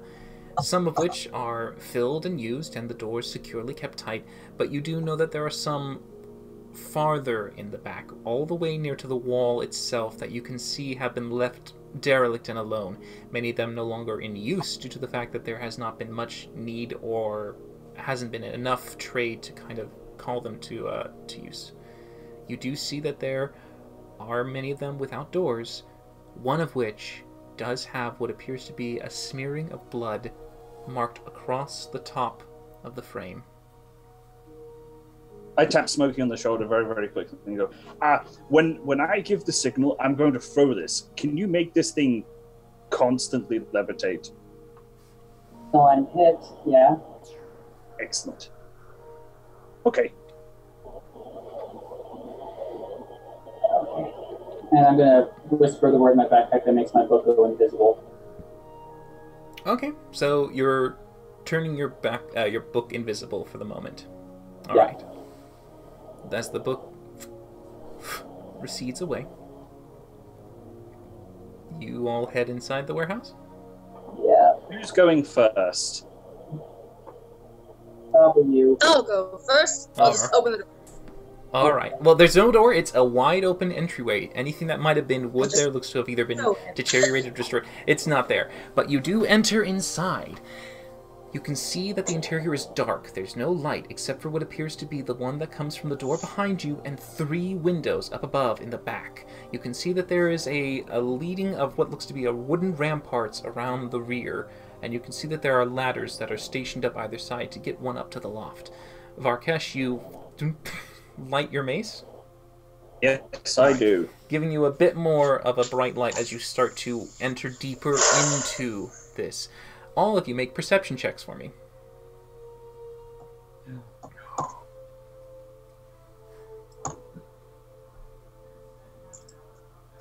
Ooh, well. All right. So, Valindra and Smokey, it's dark. You are keeping an eye out. You can see crates and boxes that have been left alone, some of which have like their lids pried open or they've rotted away a little bit with holes in the side. Nothing to seem to be inside them. You can see in the distance up ahead what seems to be a slight, from what you can tell, couple of figures. As you peer and look for a moment, you can see two seated in chairs. One left and one right of each other, with a individual cloaked in the middle with a very dark, familiar-looking cape above them. You can see that as you step forward, it doesn't seem to talk to you, and the two bound Kenku that you can see there are just left sitting in the chairs. Rook, during this time, you do hear some of the sounds of other footfalls coming in. But, Varkesh, you notice that that's not the only individual in the room. There are two Kenku, and there is one standing in the middle between them. But you see at least one or two other shadows up in the rafters to the right and left of you. I subtly, well, as subtly as Varkesh ever possibly could, make the looming other shadows known to Smokey and Valindra. Like, with a bit of a guys, check it out. Poke on the side and a nudge, look up. You kind of see what he's referring to, but as you approach to the chairs, you see that the voice just goes, "That's close enough. Do you have the pages?" Just gonna hold up the pages that we counterfeited. Set them on the ground in front of you, please. Rook is in this room, right? You can see that there are two Kenkus tied up. One looks like Rook because you can see the horns protruding. The other does not seem to have horns. Can you let them out of the chair first? Set the pages on the floor. I'll put them on the floor and I'll put my foot on top of it.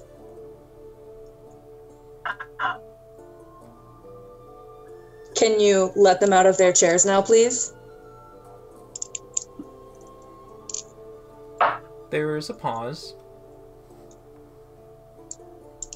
And you see that the individual takes Rook's head, hoists it up, and takes off the blindfold. Rook, you can see your allies in front of you as you kind of blink a little bit, your four eyes eventually all opening up to this large headband that was blocking your vision. You can see... Hi, idiot! You can see them, they're standing there, and you look around the room. You can assess that there is an individual behind you. You don't know who or what they are, but you do know there also is a Kenku to the right of you that seems to be bound. I'm gonna point to the other Kenku and I'm just gonna ask Rook, is that her? Am I able to see over it? Make a perception check. This one would be flat due to the fact that you're kind of a little bit restrained. You can't look too easily over it. 16. It looks like a Kenku. It does look like a female. It's kind of hard to tell the details. They are also cloaked. Every of the Kenkus you saw was cloaked. No. That's not her? No, it's not. At least that's what I thought he was referring to. Perception. Can I ascertain which shadows are where? Exactly. Oh yeah, you can see them just up to the left and right of you, maybe about, just while you're doing that. Okay. They're about a little under 60 feet up in the rafters left and right of you. Is there any,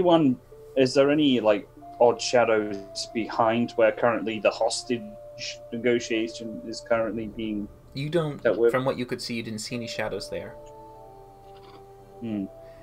And as Rook does say this, you do hear echoing in the actual chambering of this warehouse, this hollow space, that you can hear, "Dispose of them." I need you all to roll for initiative. Good. Actually, All right. All right, let me get you guys onto the battlefield. Fucking bring it. Big old warehouse. Natural one for my initiative, boys. Oh, Jesus. Great. Just great. And I am adjusting to match the current setup. Got my token. See if I do this. Just grab my own. Sure, I'll go. Yeah, you guys can go ahead and I'll remove your previous ones. You can put your things there. Yeah! Alright, moving Valindra. All right. Yeah, boy. All right. Rook is still bound, correct? Rook is still bound. Scott, did you? Can you move your token? Yes. Okay. And Valindra, you could move yours.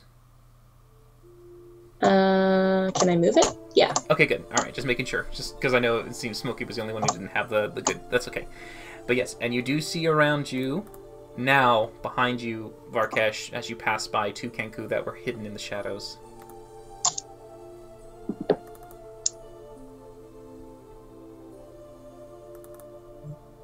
Okay. 1 second.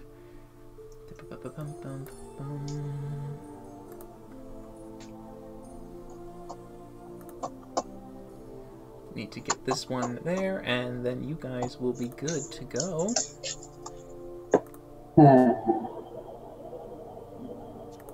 Alright. Let's just see what this is now. Okay. Alright. So, now that we have that sorted, we shall add them to the queue.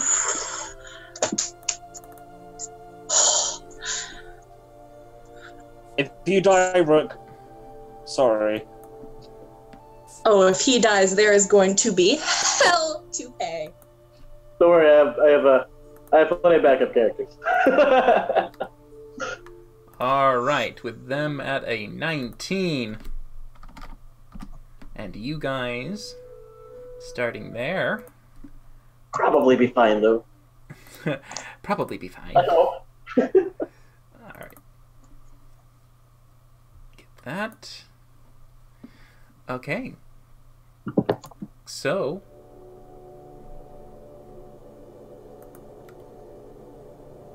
Let me get you him sorted.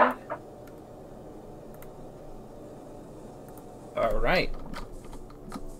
Top of the round. We start with Smokey. What do you wish to do? I see no enemies on the turn order. Is that intentional, or? They are currently hidden right now, yes. Okay. Smokey is going to use his feline agility to double his movement for this turn. Sure. Move 60 feet. Where are you going to From go? right next to Rook. Okay. Straight to Rook. That is movement. Yeah. Now, what would you take to undo knots or whatever? I have a dagger. You can slice rope. Okay. I will slice rope. Alright, you begin to slice up the rope that's covering the sides of his chair to keep him unbound. He does have iron manacles, and both on his hands and his feet. But for the rest, the rope you can slice up. So would those just prohibit his movement, or are they actually attached to the chair? The ones that, well, he has rope that is tying his feet to the chair. So you got the first one, which is on the chest part, so his legs are still bound to the chair. Okay. But he does have now free motion of his arms, albeit in chains. Yeah, so he can do this. Okay. I hand him the dagger. And then... So would you say that's my action to break the ropes? It would be an action, yes. Okay.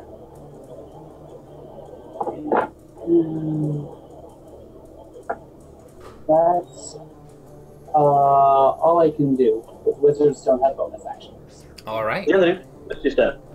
I mean, yeah, but that's okay. Not part of my list. Oh, no. Kayla, It never has been. Valindra, Well, what do you want to do? I would like to...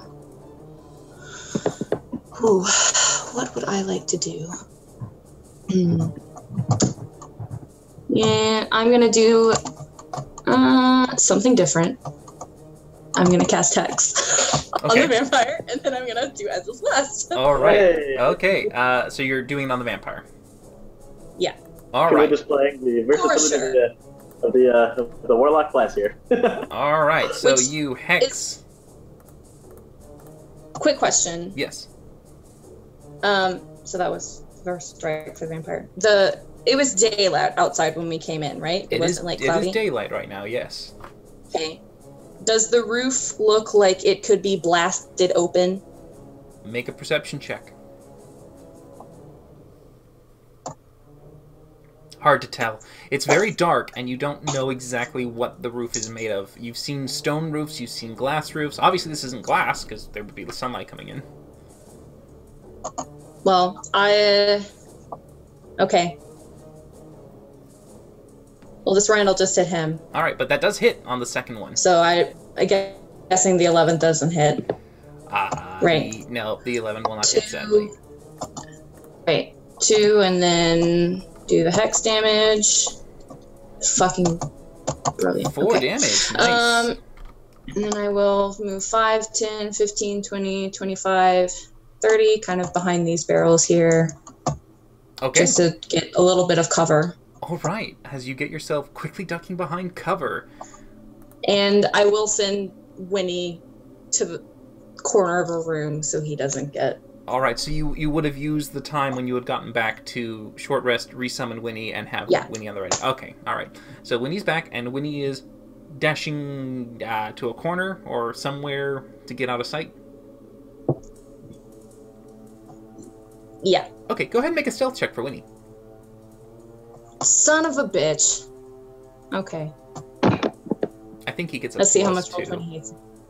That's a 20. That's All right, good. so Winnie, being small and agile, just quickly darts and seems to try and get in like a hole that seems to be right with one of the crates. He just kind of gets himself nestled in there, keeping quiet. During this time, Varkesh, just before you go, you notice that not only do the Kenku that were above drop down, immediately just falling straight from the rafters and landing, and they seem to move in the direction towards what looks to be at least Smokey and Rook. One drops and lands and seems to move towards Valindra. They'll dash, use their action to get right next to her, as the other one will also dash to get right next to Smokey.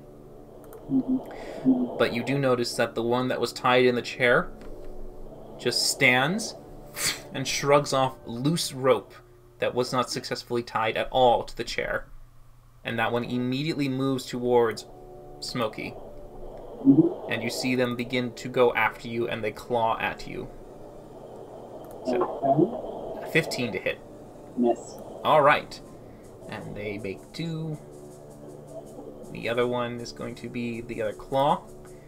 15 to hit. Miss. Alright, so you are fine, unable to be taken down by this creature that is assailing you. However, Varkesh, you do see the other 2 from behind moving towards you. And they move and they dash to get close to you, flanking either side. Pick on the cleric, that's fine. It is now your turn. I'm not going to disengage. I'm going to move forward 30 feet and let them attack. Oh, alright, okay. So they will make their attacks with advantage. So, 23. Would hit. Alright, just barely hitting you. And the other one, of course, will be a 20, so that does not hit. Alright, so the 23 does 8 slashing damage to you. Minus 8. Oh.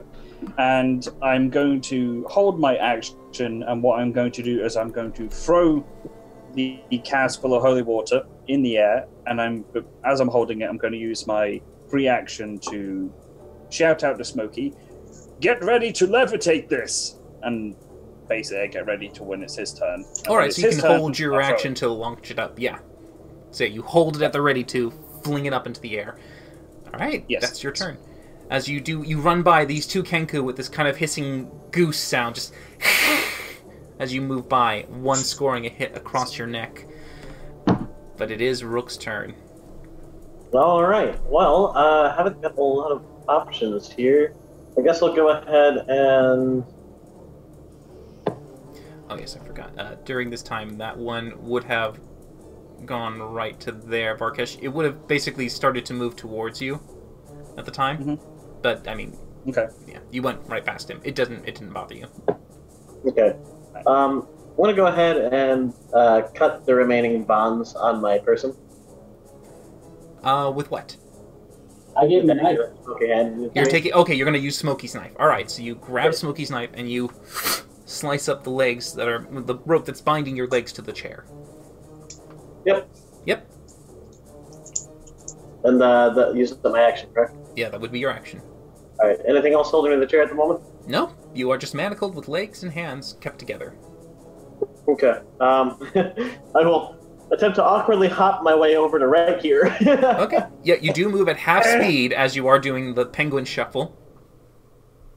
And then I will. You know, actually, I'll go ahead and bonus action disengage. Okay. I'll get 15 feet of movement. I've already used about 5 to get here. So. 10.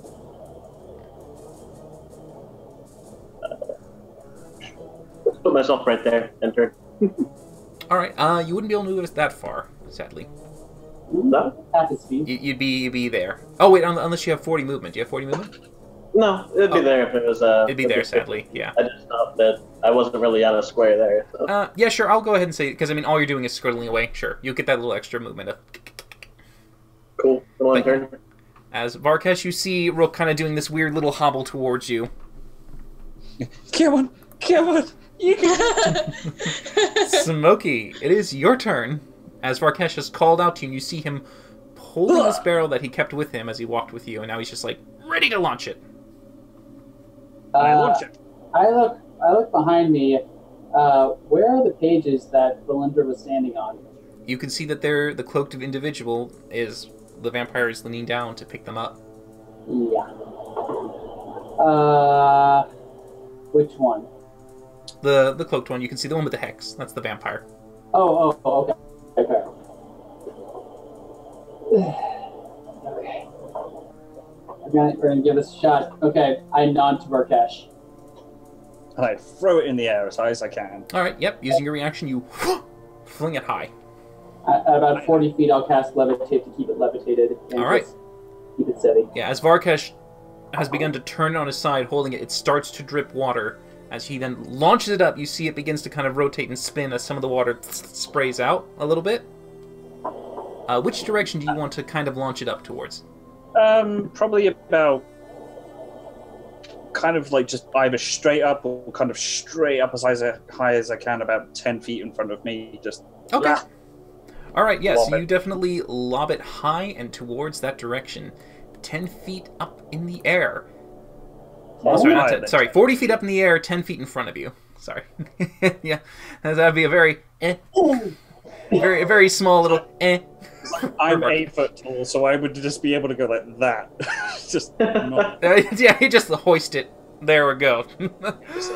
Whatever Let goes. me just quickly get a token that I can just use for you in the meantime, just to help. Because I don't have a barrel token. The barrel spigot ready. I did not anticipate barrel character. Just draw a circle or something of how much. Oh yeah, but what I want to do is actually use the token, because then I can use the radius so that you can actually show where the water can fall. Okay. So that you can actually have it like go across things. First world problems. Yeah. All right. You know what we'll do in the meantime? We're going to give you we're going to make a jelly token. Okay. So that works. you have a jelly. Beryl is my favorite character this campaign, guys. All right. Now it has an aura. Let's see. Trying to find the aura. Here we go. Aura 1. Yeah.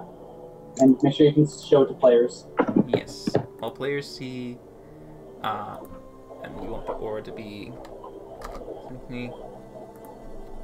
Let's see. All right. Let's see if that does it. Did that do it? No. Okay, well, it's fine. So it has a good circumference wrap around here. How big a radius are you giving it? Yeah, I'm trying to. It's going to be because it's up in the air, and when you see it floating, it kind of does a sloshing motion. You can see it sprays left and right as this kind of draining of pipes are all around it. So it's just kind of splashing at around a good 40 feet in circumference. Oh. So it's There you go. constant. Aura seems to be functioning for me if you use Aura when editing token. Yeah. So there's a character token. Yeah, because I've got it where it says Aura Edit, but I can't find. Oh, here it is. Here we go. I got it. All right. Okay. So Hey. all those begin to become within there. They make dexterity check saves to try and avoid it, very similar to if you had thrown something. So they go ahead and do that as the water begins to rain down. The holy water continues to go. The holy water will last 8 rounds.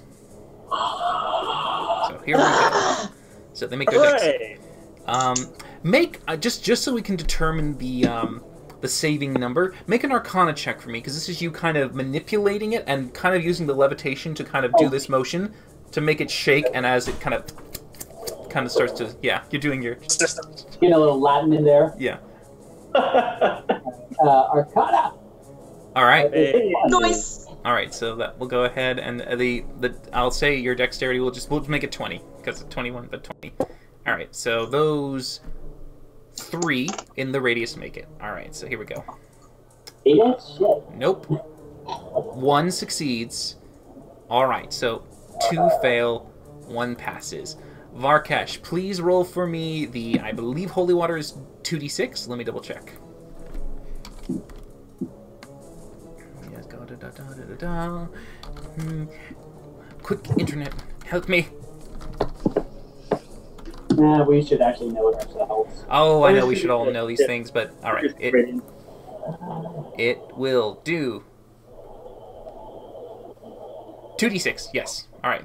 2d6 radiant damage specifically. So go ahead and roll 2d6 for me. 4 damage to all the 2 that failed, and 2 to the 1 that didn't. However, it is radiant. Yes. So you do notice that as it does begin to do that, it does seem to affect these creatures far more than you thought what normal holy water can do. Each of them basically becoming very pained by it as it sizzles, and they just kind of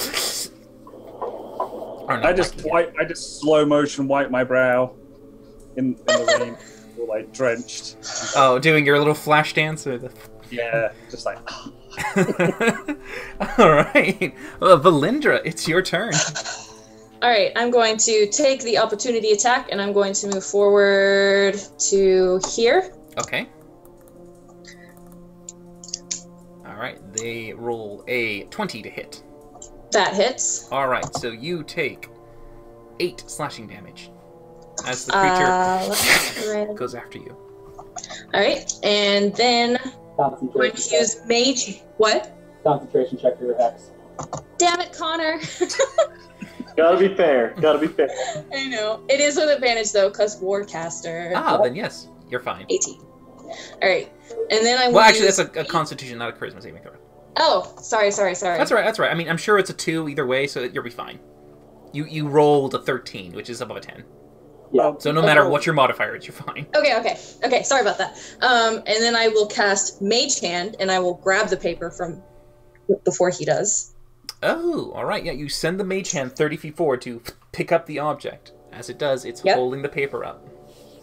And I'm gonna bring that back my direction, and then I will so it action. It moves 30 feet in the direction you want it to go. Yeah. So it goes there, and it ends there. You choose where it Well, if appears. he summons it where it is, it doesn't have to come from her. You just summon True, it and it does say that. Okay, all right. I'd say that you can summon it there and make it. Where do you want it to move? To me. Okay, so it's next to you. It's right next to you. Yeah. Okay. Give me the pages. All right. So so you grab onto the pages. Okay. Yeah, I'm taking the pages. All right. And then I will action surge. Oh, okay.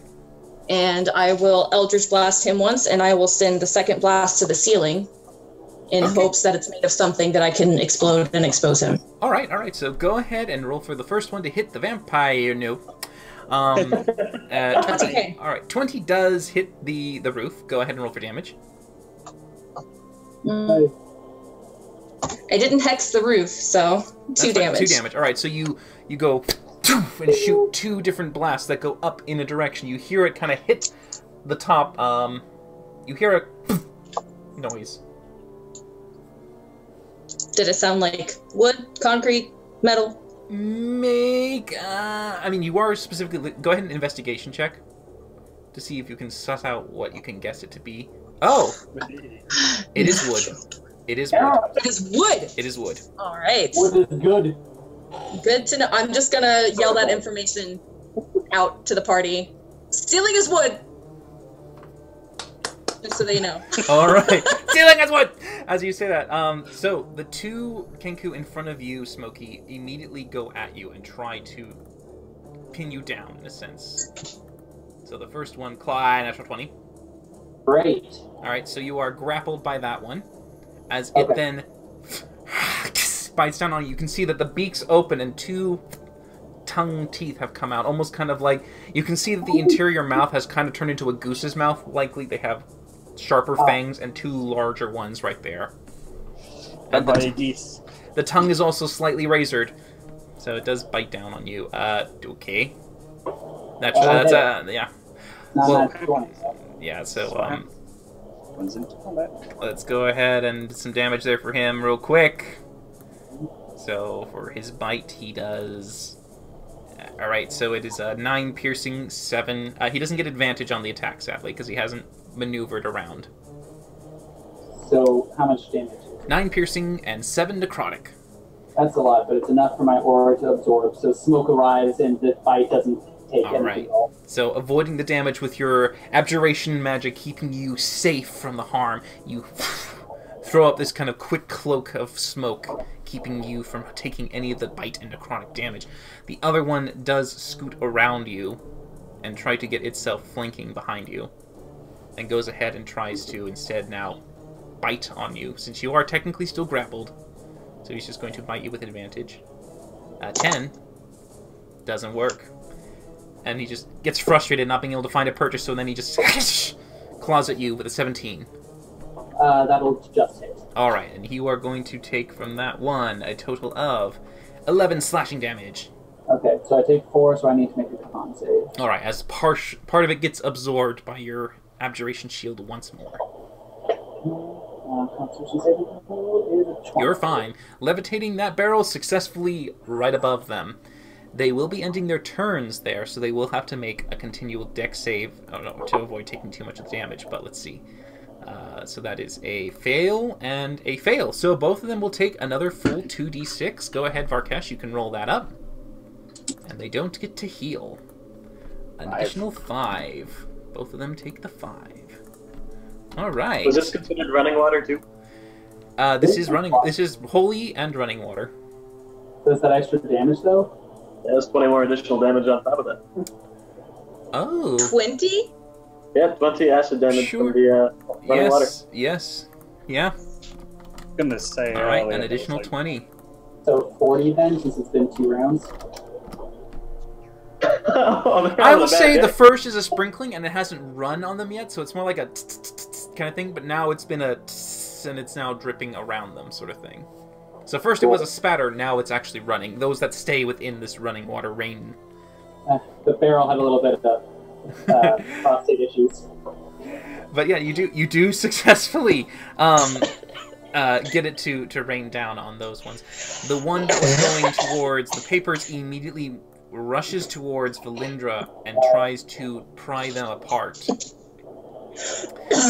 Valindra, I need you to make a contested strength check for me. You alright? It's okay. Her and prostates, they usually lead to this. Die. I don't know what that means. So, oh. Wait, but he has disadvantage, but it probably doesn't matter. Yeah. No, sadly. Wait, I get it with advantage? No, he had No. disadvantage because you're Hex. Yeah. Oh, okay. Yeah, because we assume you naturally pick strength for all hexes. It is the number one only useful stat in the combats. Maybe out of characters and you can do that. But anyways. So yes, it does pull it away without any resistance. With a natural 1, the paper doesn't tear at all, so it is completely and fully taken. But as that happens, you do see that he begins to move away as quick as he can. He only can go 5 feet, I believe, in that direction to try and get away I'm from gonna you. take that. I'm gonna take that attack of opportunity. Sure. Well, yes, that natural 20 will hit Miss Warcaster. And you get your hex damage on top of it. Ooh, that's pretty good. Ooh, that is near max damage. Oh, what a pitiful hex. That's okay, that makes it a 20. You get the double hex. And she doubles hex. So She does get to double hex. Oh, Yes, Another hex. There you So, go. 24. 4. Nice. It does end its turn in the running water. And you do get to roll 2d6 for the holy damage, Varkesh. 2d6 plus 20. Jesus, Ooh, he just another took 7. That is Damn it. hurting a lot, and you can see that it is keeping them from being fully able to recover at this particular time. So the other 2 immediately go towards you, Valindra, and they try to ambush you around the sides, keeping out of the water. It's fine. So this one will move here, and that one will move there. So they all 3 try to wail on you as much as they can. So they're going to make 1 claw first at you with a 20. That hits. All right, and the other claws will be 11 and a Miss. 15. Miss. All right. So with 1 claw attack being able to find a weakness, they get 7 slashing damage in on you. And Okie dokie. as that happens, they also then try to open their large beaks with these grown fangs that seem to have just materialized from the bone and just protrude out. They try to latch on to sap your strength. 15. No. 20. Yes. And a 22. Yes. Alright, you take a total of 4 piercing, 6 necrotic. Dilly dilly. And your hit points are... Oh, thank you, Diddles. And your hit points are reduced by 6, I believe, for that one. Yes, for 6. Your hit points are reduced by 6. Alright. And the second bite does 5 piercing, 3 necrotic. So 9 total necrotic that you take away from your maximum hit points, slowly draining your life essence as they drink your blood. Okay. Smokey, I need you to make a perception check real quick. Sure. 19. Alright, let me just see if you are successful in this. Yes, you are. So, during this time, you've noticed that as you were in the middle of fighting all this, and you've basically been keeping yourselves, defensive and at bay and concentrating on your spell, behind you, a figure has emerged and has crept up upon you during this time. And you see the true vampire walking through the rain, heading towards you. And you see that he has a stern confidence. He's moving through this burning sensation. He doesn't like it, but he goes towards you, and he immediately grabs onto you and throws your backpack open, trying to see if he can find anything inside. Go ahead and make a contested strength check as he tries to, basically, in a sense, steal from you. With more force than dex. I can't do acrobatics to try and get my way out of the way. Oh, yeah, you can acrobatic it. Yeah. You can do that. I could say you can try to wiggle. All right. Sadly, as you try to wiggle free, you get a good bit of, twist around, but you're having to dodge these 2 other Kenku vampire spawn that try to keep you, distracted. And he goes inside and feels around. I'm going to have to make him make a perception check because you made it invisible. So he might feel it, but he won't maybe know necessarily because he can see it. All right, here he goes. Okay. He is able to suss out the right shape of something, and he pulls, and he feels it, but he doesn't see it. But he knows you well enough, and he has discerned enough information to figure that you are probably a savvy little fucker. And you see him take this and begin to step away from you. He is now fully in the combat. Holding his actions, he moves away. Wait, he took the spellbook? He did. He now has the invisible spellbook in his hands. At the moment, no one else can really see what that is. It just looks to be holding nothing. But yeah, that's as far as he goes. So he does end his turn in the Radiant Hell. So, 2d6 for me, Varkesh. As he takes the additional 20 from the running water. 9, so it's 29 damage. Ooh, nice. So, he is continually as he feels the holy water sear across his skin. It is now your turn, Varkash. Okay, I'm going to use my bonus action to take out the adamantium silvered rapier that I made for Rook. Mm. To 5, 10, 15, 20, right about here. Actually, no. 20, 25, 30. But as I pass Rook, I'm just going to drop it right at its feet. Okay. And then I'm going to use my action to attempt to grapple the main vampire. Okay, go ahead and make your athletics check. Grapple, grapple, grapple. 24. Ooh, good one. You are able to successfully restrain him as he is trying to move out, and you... Varkash hug. Yeah, you do the best blue hug ever. You grip him. He is unable to get free at the moment. Bonus action, anything? No, I used my bonus action to take out the rapier I made for Rook. And as I ran by, I just let go of it. Sure. All right. So that you can potentially maybe to link the blade through the chains and snap them, because it's an adamantium blade. Hopefully. Cuckoo. Cuckoo, Kachu, Rook, it is your turn. Funnily enough, that was my plan, but I'm going to do it first to the manacles binding my feet. Alright, so you take the adamantine rapier? Rapier, kind of stab it down through one of the links and try to use it as kind of a lever to snap one of the chains. Okay. With that clever use, go ahead and make a strength check with advantage, as you are trying to basically snap something. Okay. Where is that button? Right there. Alright, you're trying, and it's just like... You're not getting enough force at the moment. It's not working. You're trying! You're really trying! That's all I got. End turn. Well, you have movement and a bonus action. Hobble away. I guess I do technically have the dagger in my offhand. Yeah, I'll hobble back over to where Smokey is. Okay. During your turn... Plunge into his back.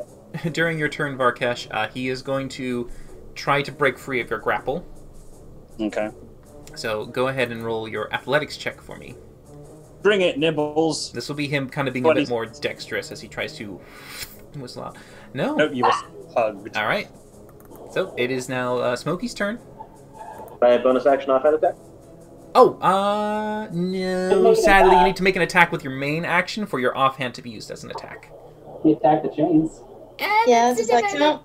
That's not really an attack. That's more of like a steady aim, push down, and lever. Well, that invalidates half of what I said there, so instead of moving, can I do something else then? Sure. What do you want to do? Bonus Yeah, action. Just snap the chains.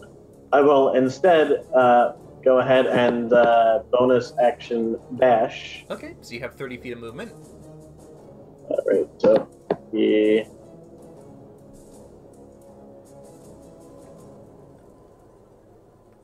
That's about all I got. I'll end turn there. Okay. All right. Smokey.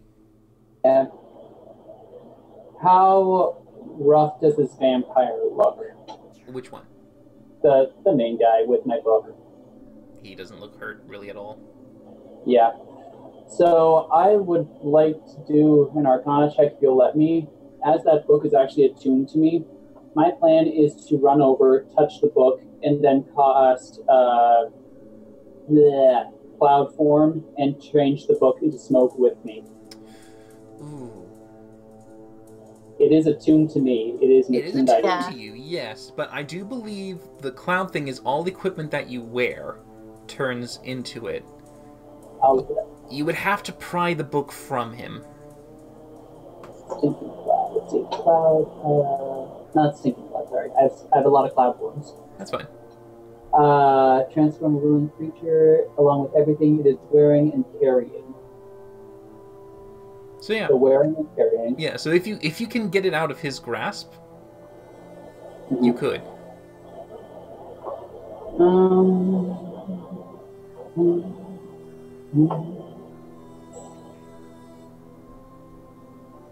So he's getting a free turn, but he doesn't take damage every turn he gets a legendary action. No.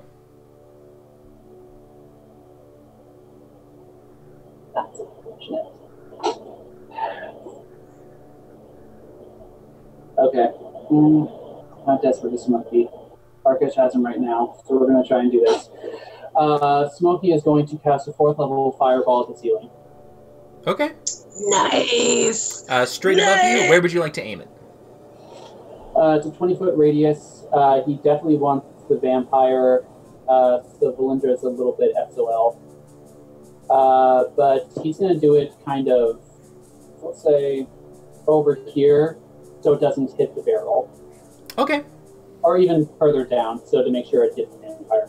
All We're right. trying to get that in here. So aiming it there, you blast this fireball up into the ceiling to make this explosive impact to the wood above to put a hole out. Oh well, I mean, yeah, you definitely with the 37 push a hole up. It is a 20-foot sphere. 20-foot radius. 20-foot radius. All right, So so that's it. so we'll go ahead and do that. All right, so you want to like aim it right there? Yeah. Okay.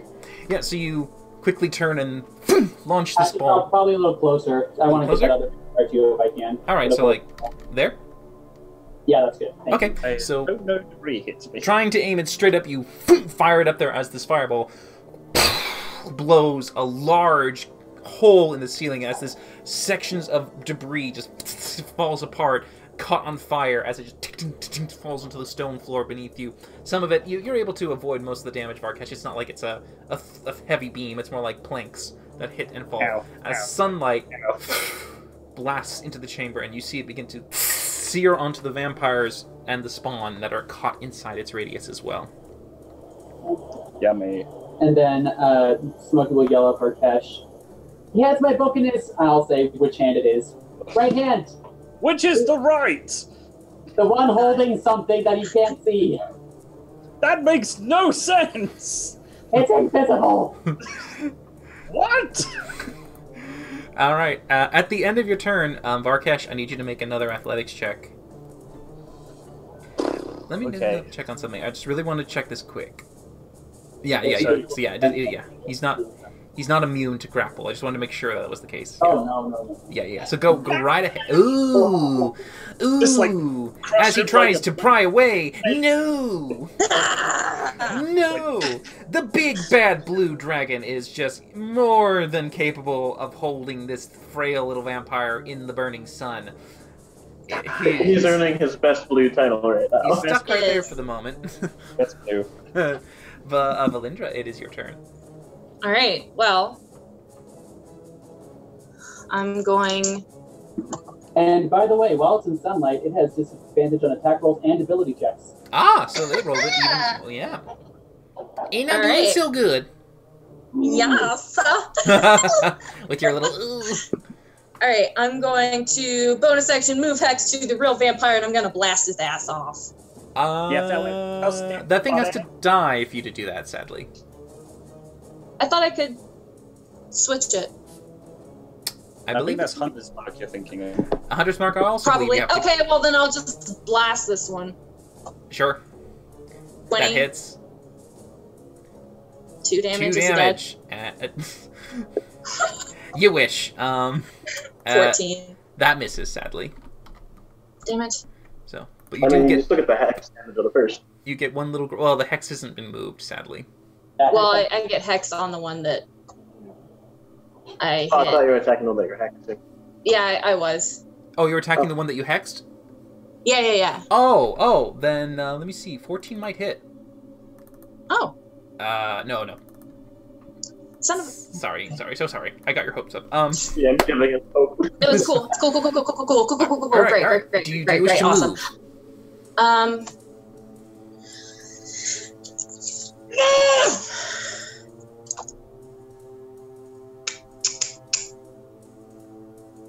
Head into the purple rain. Yeah, really. Come to Yeah. us. Yeah, I'm gonna move 5,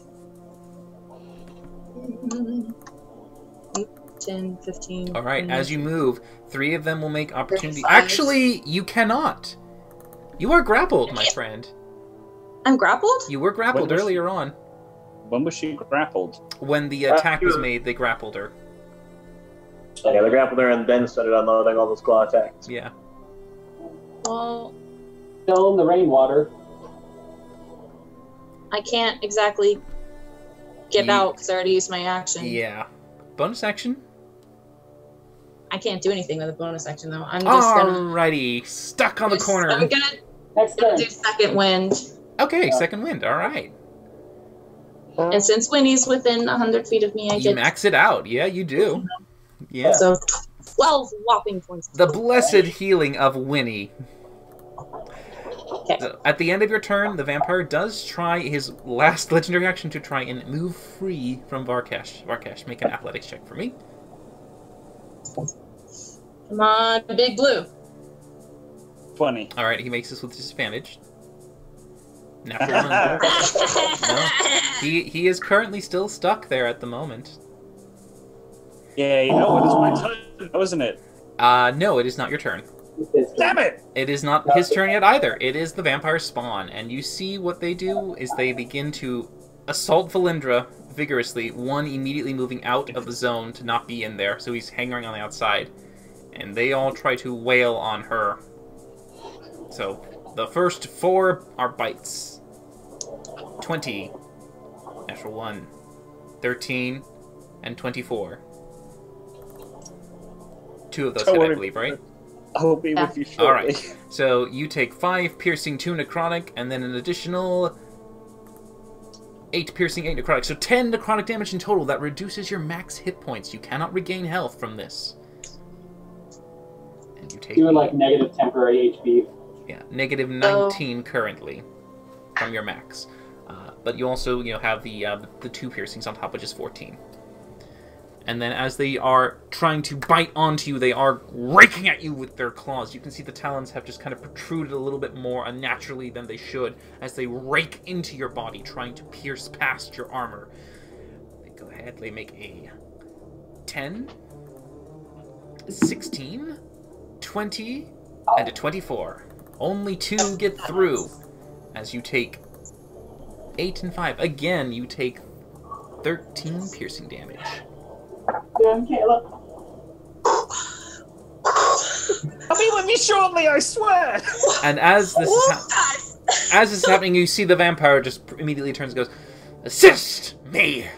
towards the 2 that are right by Smokey, and they immediately turn and look towards him, and they move to help. They are going to use their actions to hold to assist him in breaking the grapple, so they immediately try to jump on Varkesh to try and see if they can distract him well enough to get him to let him go free, each of which spending their own time to help. I think they're going to die at the end of this turn, though. They're going to take 40 plus 2d6 damage for being in that area. Yeah. So, But they won't die. They won't die. Go ahead and roll your 2d6, Varkesh, as they have ended their turn in there. Another 3. Alright, another 3 on top. Plus 20, and they're in sunlight, Oh, and yeah, it's going to be I took the 40 off. That 40 radiant of And my turn now. Not yet your turn, so sorry. This is the vampire's turn. He rolled a 16, so he comes next. And so he will go ahead and do his attempt to break free. Now, he is being aided in his attempt, 1 for each one, I would say, so it just makes it flat because he's at disadvantage in the sunlight, so because he has 2 ways to try and break during his main phase. So those 2, 1 for each one to try and get 3. So, Varkesh, roll athletics. But he gets 1 chance to break free, though, because it's an action. And he gets 2 actions. He gets 2 actions? Yeah. Holy shit. Alright. Maybe it was enough. And so the first one is enough for him to break free as he immediately runs Son of a bitch. out, and you see him go up in this direction first. We can both attempt to re-grapple, though. He's still in the lane. Well, he darts away as quick as he can. Son of a bitch. It's Still an attack action to attempt to grapple. yeah, opportunity attack. I do believe you do get your opportunity attack. You might do. Yes, let me see. Let me double check. Because it doesn't affect him for his normal turn. It's only during his normal legendary actions. Yeah. Yeah, so he's not in the Misty Escape, so you could still roll to your attacks. Or to Alright. opportunity grapples. Grab. Can't you Let's grab? give it a go there, Rakesh. Oh, let's go. Come on, guys. Well, Motherfucker. no, I'm afraid neither of those hit. You still have to roll to escape it. Oh, I'm sorry. He makes a contested one, doesn't he? Then. Yeah, Fail, well, fail. for mine at the very least. I don't know what Rakesh is doing with his. But yeah. So let's see. Sit. Nope. Oh, yeah. God damn it. Varkesh, did you mean to make a mace attack, or are you trying to do an opportunity grapple? Because if it's opportunity grapple, then it would be athletics. Opportunity grapple. All right. You still have a tiny little thing going behind you, so also you make this one with disadvantage because instead of him giving advantage, he's just kind of on top of you, just hissing into your ear and keeping you 16. Sadly, oh well, I'll re-roll it for you as well. We'll re-roll it for him. Come on. Come on. 22. So he is gone, and he moves out of the sun and the searing. Hi, if he's in sunlight, their help action has already taken effect. Oh, yeah, so it's a disadvantage. Because they're Help only affects only one.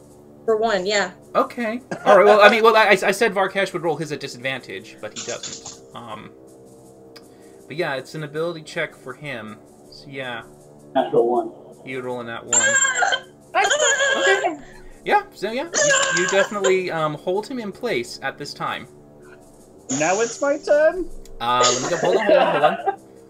That's his first action. That was his first action, so he's gonna try to break free of you again.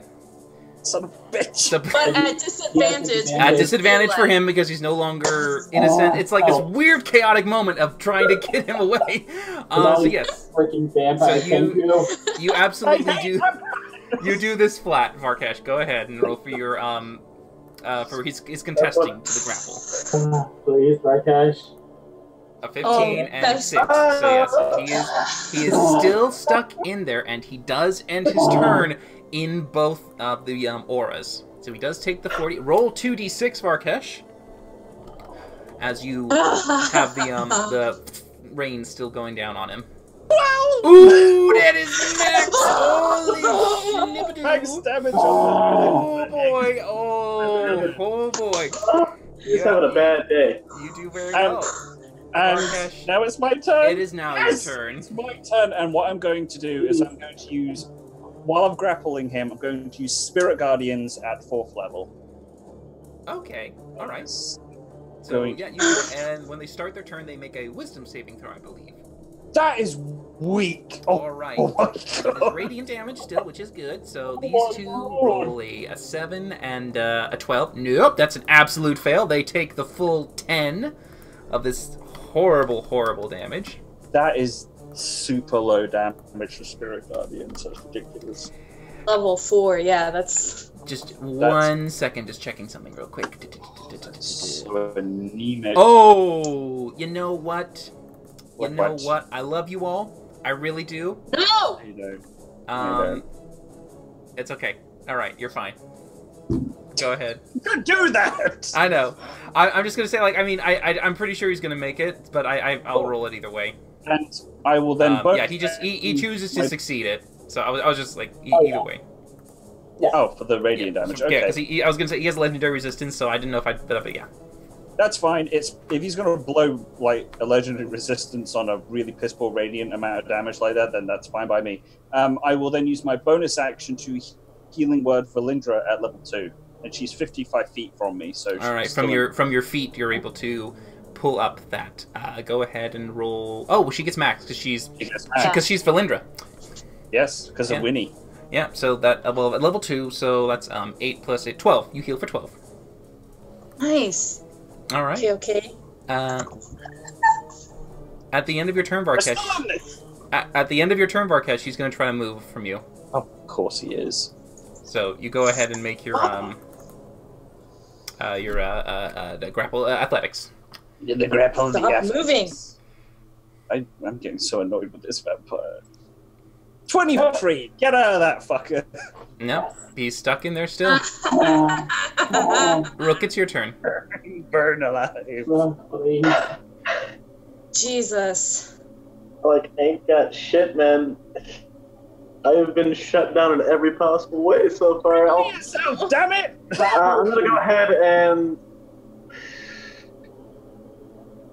Yeah, I'll go ahead and try to free myself again. Same methodology as before. Alright, make your strength check with advantage. With the Right. power of science! 18. Okay, it's really close. You are just like... What? It's adamantine. Iron. Iron has the armor is 20. The DC for it is a 20. So you have to. Did you roll Should I be a making an last attack time? at it then? Well, We're I going mean, off AC? you are using a strength improvised attack. Basically, you don't have. Well, it is a finesse weapon. If you added your proficiency, would that be over 20? It would, yeah. All right, then I'd say with your dexterity just kind of wiggling a little bit, you just and you snap one of the links on the iron manacles at your feet, separating them, freeing you to move as much as you want. All right. Well, I'll just go ahead and place myself here, and then my turn. Okay. Sure. Well, actually, real quick, bonus action insightful fighting on the vampires. Oh, all right. Go right ahead. Go right ahead. 21 insight. Oh boy.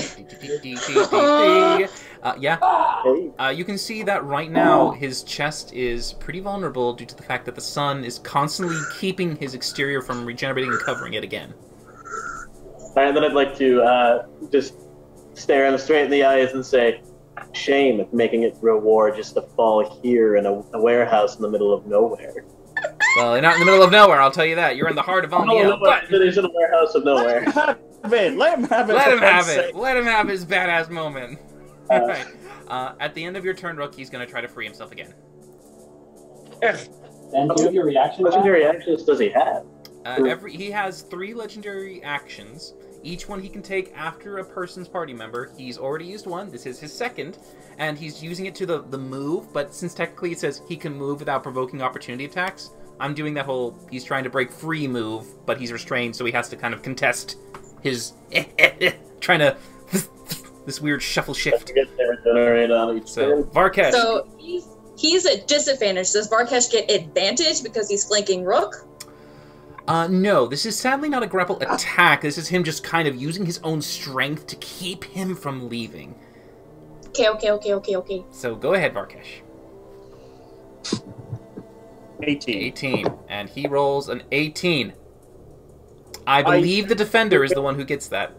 Yes. So Yeah. you do see him wiggle free.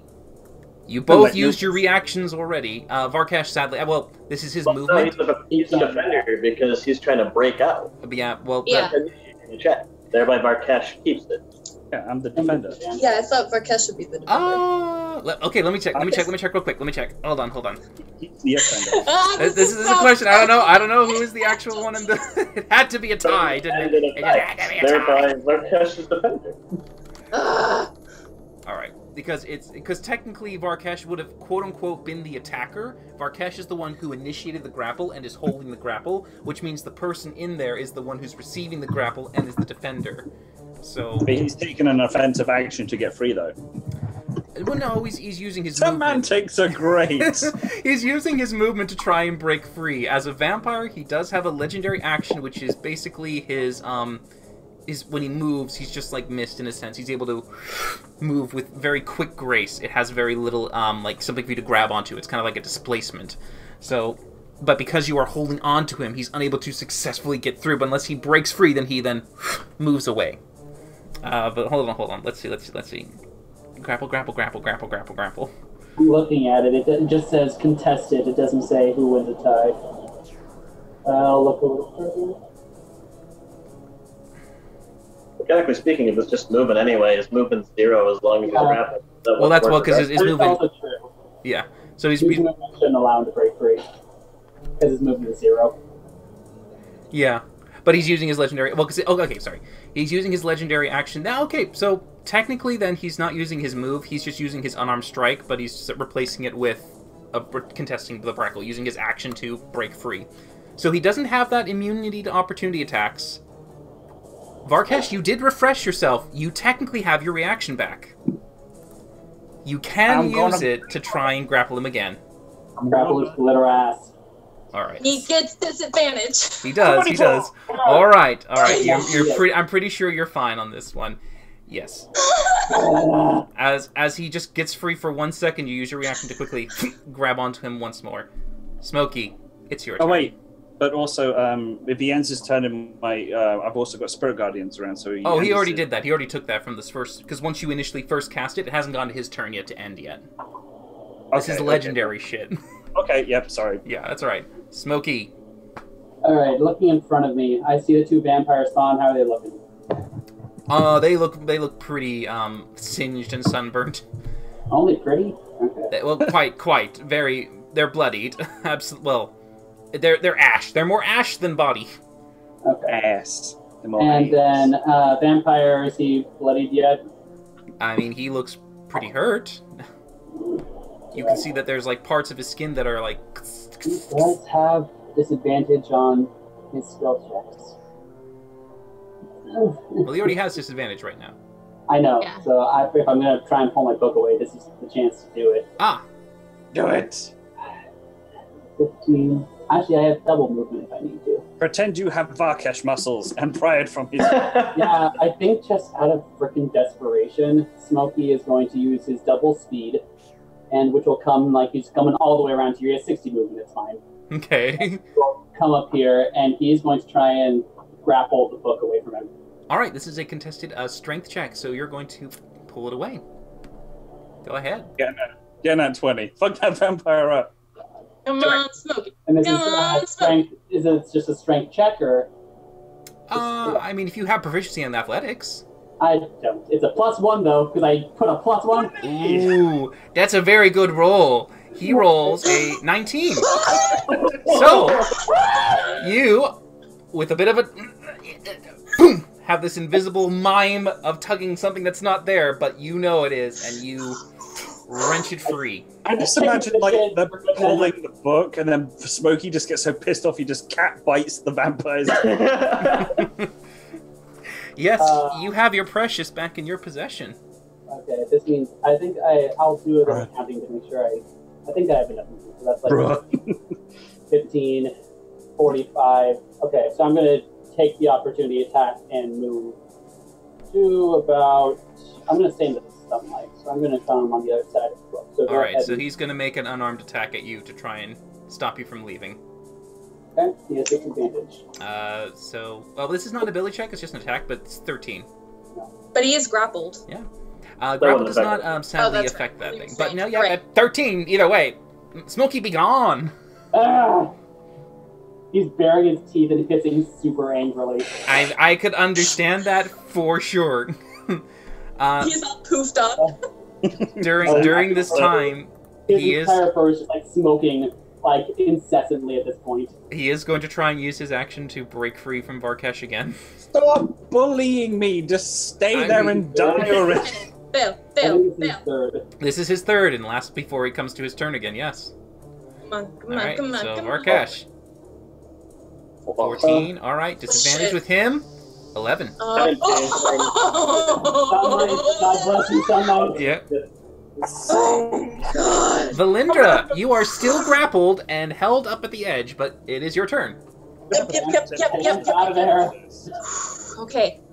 How hurt is the actual vampire looking? I mean, again, he looks pretty hurt, like very hurt. The surrounding spawn around him are hurt more than he is, but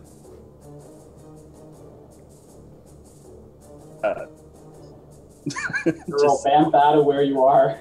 Yeah, I'm just gonna dimension door right. out, so that doesn't prevent opportunity. It does nothing. They can't do anything. But I am going to come over here right next to him. Okay. I can touch you and heal you. Oh. better. I'll come over here right next to him. I mean, coo. I mean, All right. coo. No better. Yeah. Oh, Yeah. oh. Do you want a bonus action? Anything?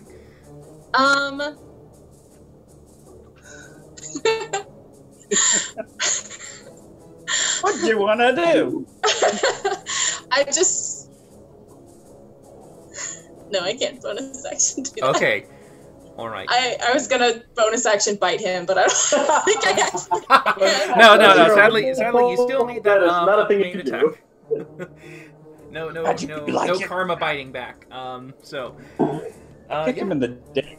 All right. So the spawn immediately around, you see him turn and says, "Get that book from the tabaxi!"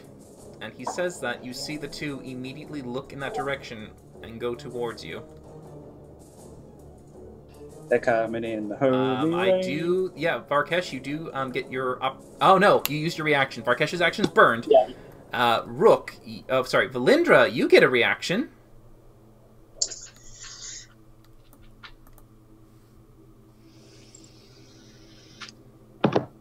I kind of want to save it for the vampire. Sure, you don't have to. You don't have to. All I'm right. sorry, Smokey. I love you. All right. Well, they make theirs a disadvantage too.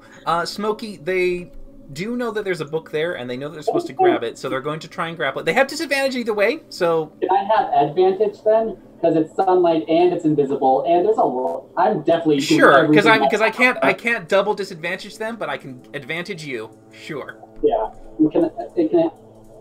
So Acrobatics or do you want strength? What do you want? you can do acrobatics. You can try to do this version of keep away. Oh yeah, for sure. Yeah, sure. Go ahead. Okay. So first one is 25. All right.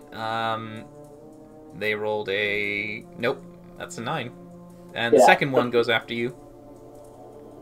That's a 26. Nope. And then the other one goes and does his 2 attacks.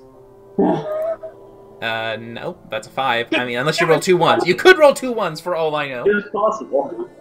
No, you're fine. So then the last one for you to dodge out of the way. 9. No, you're fine. Dodging, ducking, weaving, and making sure that nothing can touch your invisible tome. These creatures have no chance of getting to you. And take damage. They do. Just a quick question for you, DM. Do I then do my radiant damage from my Spirit Guardians on my turn? When they end their turn in your aura, they do take it.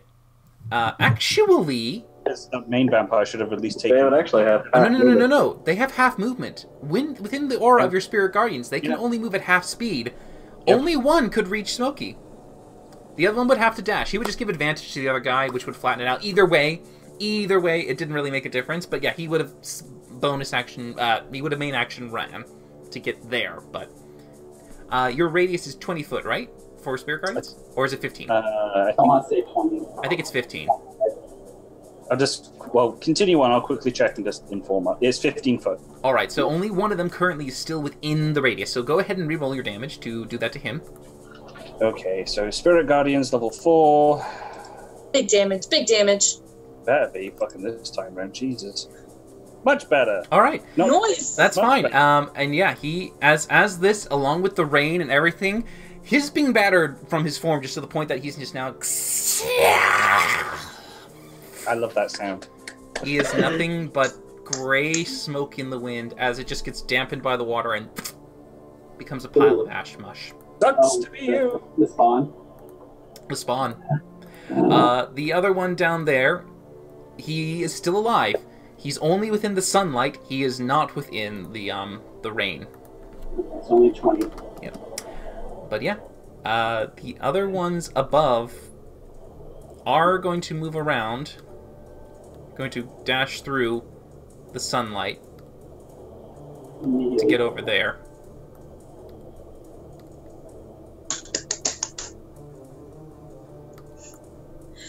I have never been this stressed in my life. Actually, Oh my gosh. sorry, that one would have gone to there, and that one would run. Pray for Holy To there. War. Jesus Christ. All right, so they duck and weave and dodge and make their way, getting a little bit into the sunburn, but then getting into the shadows as quick as they can. Yeah. All right, that's all they can do. So Out of curiosity, are any guards coming from that giant explosion of fire? Just I mean, out like they could be. They could be. It takes a while to make a jog, but they could be. So, Smokey, the vampire turns and looks at you, and he says, "Kindly give the book to my friends. I need to make a choking wisdom him. saving throw." Come on, Smokey. Oh, Lord. Come on, Considering Smokey. what this is, can I get some sort of advantage? Because this is like my thing. I would try. I It mean, is sadly, completely against my character. He's in sunlight.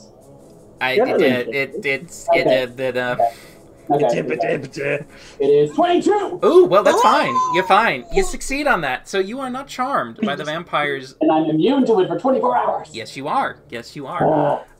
The vampire, during his time, Varkesh, he's going to use his action to turn into mist. Why hell is he? Sunlight? I think he can still. Let me double check. Let me double check. Oh, no. He cannot do it while in direct sunlight or running water. So no, he cannot. He cannot. But he is going to try and break free. Okay, I will. All right then, go on, make your strength check. Come on, Varkesh, you got this. Mm. All right, here he goes. 10. 10. 26. Okay. And then his second one, natural 1. You'd have to roll a 1 yourself. I don't know if you're gonna roll a 1. Even with the 1, it would still be higher. You're fine. All right. Let's So he seems to be stuck in there. Yeah. 2d6 and 3d8. Yes. Yeah. Go ahead and so roll your spirit guardians. Your 2d6 from the searing rain and the light. I just need to double check on that. Is it like okay, not bad. 9. Okay. 48, I think. Big money. So, Okay, money. Not amazing. That's pennies. it's money. It's money. Still 61 points of damage. Yeah, that's an ass ton. All right. Yeah. All right. So that's 12 plus 9, 21, and 61. All right. Nope, he's not dead yet. Shit. Varkesh's turn. It is Varkesh's turn. Yes, it is Varkesh's turn. Come on, Varkesh. I'm going to try and think of a spell to really hurt him. Wait a minute. Okay. Oh no, she'd be immune to necrotic, so it'd be pointless to do it. Okay, Valindra, how are you for health? Ooh, I dropped stuff. I'm okay. I'm okay. And none of us have really been damaged. Melinda is like probably maybe bloodied, maybe. I mean, pretty she bloody. was hurt. She's pretty hurt. I mean, Okay. I'm pretty bloody. Also, everyone's going towards the cat, so okay. No. I have Warcaster. I can cast a spell at 5 feet or less, right? as a reaction, you can cast your spell. Dang it! You'd have disadvantage for like 90 people. So. Yeah, you'd have Yes, disadvantage Daniel. for melee. Yeah, and Okay. sadly, you can't step away from him because he's gonna go with you. Okay. I am flanking, though. That could, Shit. would that level it out? Flanking. Yeah, with so- the- Oh yeah, flanking would make it flat. It would make it flat. Yes. Okay. I'm actually going to cast Aid on Smokey, Okay. just because I feel he may need it. Okay. So, pop at level 2. So what does that do? 10 HP? You can choose up to 3 targets in range. Yeah, you can give all your allies it. And I will choose all my allies. Okay. All of you gain 5 temporary hit points. And then I will use my bonus action at level 2 to make sure Valinda goes. Whoop, Sure. with a bit more Did you, life. by the way, did you mean bless when you were wanting to initially help him? Bless Yes, gives is them a that not it? D4 to ability checks and stuff. Yeah, sorry. The bless was Well, right. right. Rolls and saving throws, I want to say. Oh, okay. Oh, Yeah. I mean, So, The bless will give you a D4 on attacks and saving throws. well, I cast it at level 2. It doesn't stack. It just You cast a slot using a you spell can slot cast second it on level. yourself then. You can cast 1 additional creature for each slot above level first. Yeah, it's So- 3 to start when you do bless. Okay. So all 4 of us are blessed. If you wanted to do second So- level, you could include yourself. Although Yes. that would cancel your spirit guardians. No, it is not a concentration. Well, I don't believe it. Is Bless bless? is Bless also might be. Bless concentration. might be. Yes, bless is a concentration. Aid is not, but bless is. Great, I'll just do 8. Okay, all right. So everyone just gets Okay. 5 temporary hit points. Then I will healing word Valindra at level 2. All right, with your other feat. All right. Yes. What is that? 12 more points. Yes. Yes. Okay. Looking better. Looking better. No. Progress. All right. Getting there. Varkesh, is anything else? I've used my action to cast aid, and I've used my bonus action to heal Valindra, so that's it. All right. Just and continuing to hold on to this vampire. End of your turn. The vampire is... Well, at this point, he's kind of in a really shitty pickle, so he's going to do this instead. You see him, for his action, instead of making an armed attack, he's going to use an object. He reaches inside his pocket and pulls out a tiny red bead. You see him throw it down on his feet. No. And suddenly, as it flicks down, a fireball erupts from the center. I need you all Did to he make... just kill himself? No, but I need you all to make dex saving throws. Son of a bitch. He will make the same. You better be blessed. So he's going to use his legendary resistance to succeed. Ooh, you do nice. Alright. And it's just a level 1. I'm pretty sure, unless you got... Well, it's not a level 1. What level? Yeah. 3. Level. Level 3. Alright, Varkesh, you do fail the save. Smokey, you succeed. Rook, obviously with evasion, you take nothing. Valindra, you are in range? Yep. And you rolled what was it? 6. Okay, so Valindra and Varkesh both take full damage. Morse cleric. Oh, well, sorry, you half the fire, yes. Yeah, I'll do half the All fire. right. So half of 27, you take 13, both of you. Rook, you take none. Smokey, I think you... 13 too. Yeah, I do need DC Constitution saving throws from Varkesh and Smokey, please. Sure. I believe you have to beat a 10, so... I think I have to do Constitution. I failed. Uh-oh. Sunlight's still there. Oh no. I have Warcaster, so it's 21. That is an advantage, yeah. Yep, so Varkesh, you maintain your Spirit Guardians.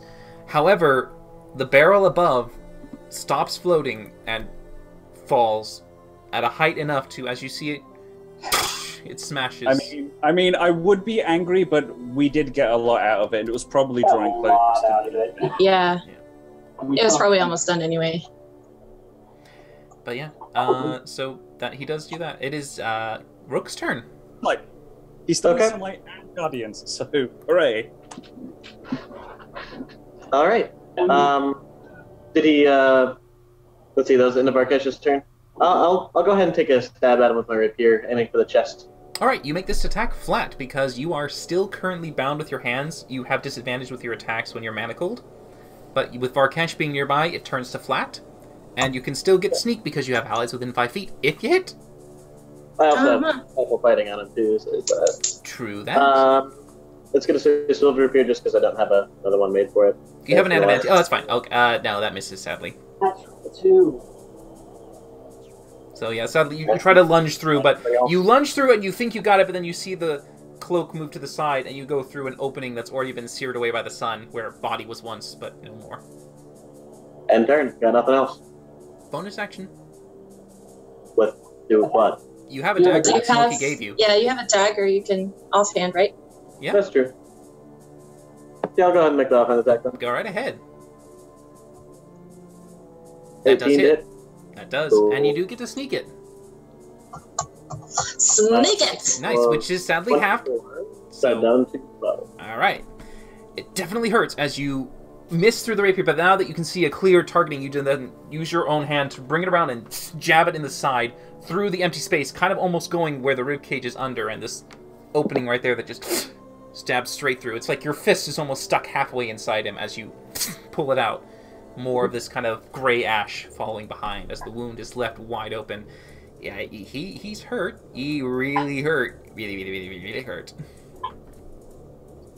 Yep. All right, that'll end turn then. All right. At the end of your turn, he is going to use it again to try and break free. So, Varkesh. Okie dokie. 18. Aha! No. Gotcha, you fuck. He's still stuck, and he ain't going anywhere.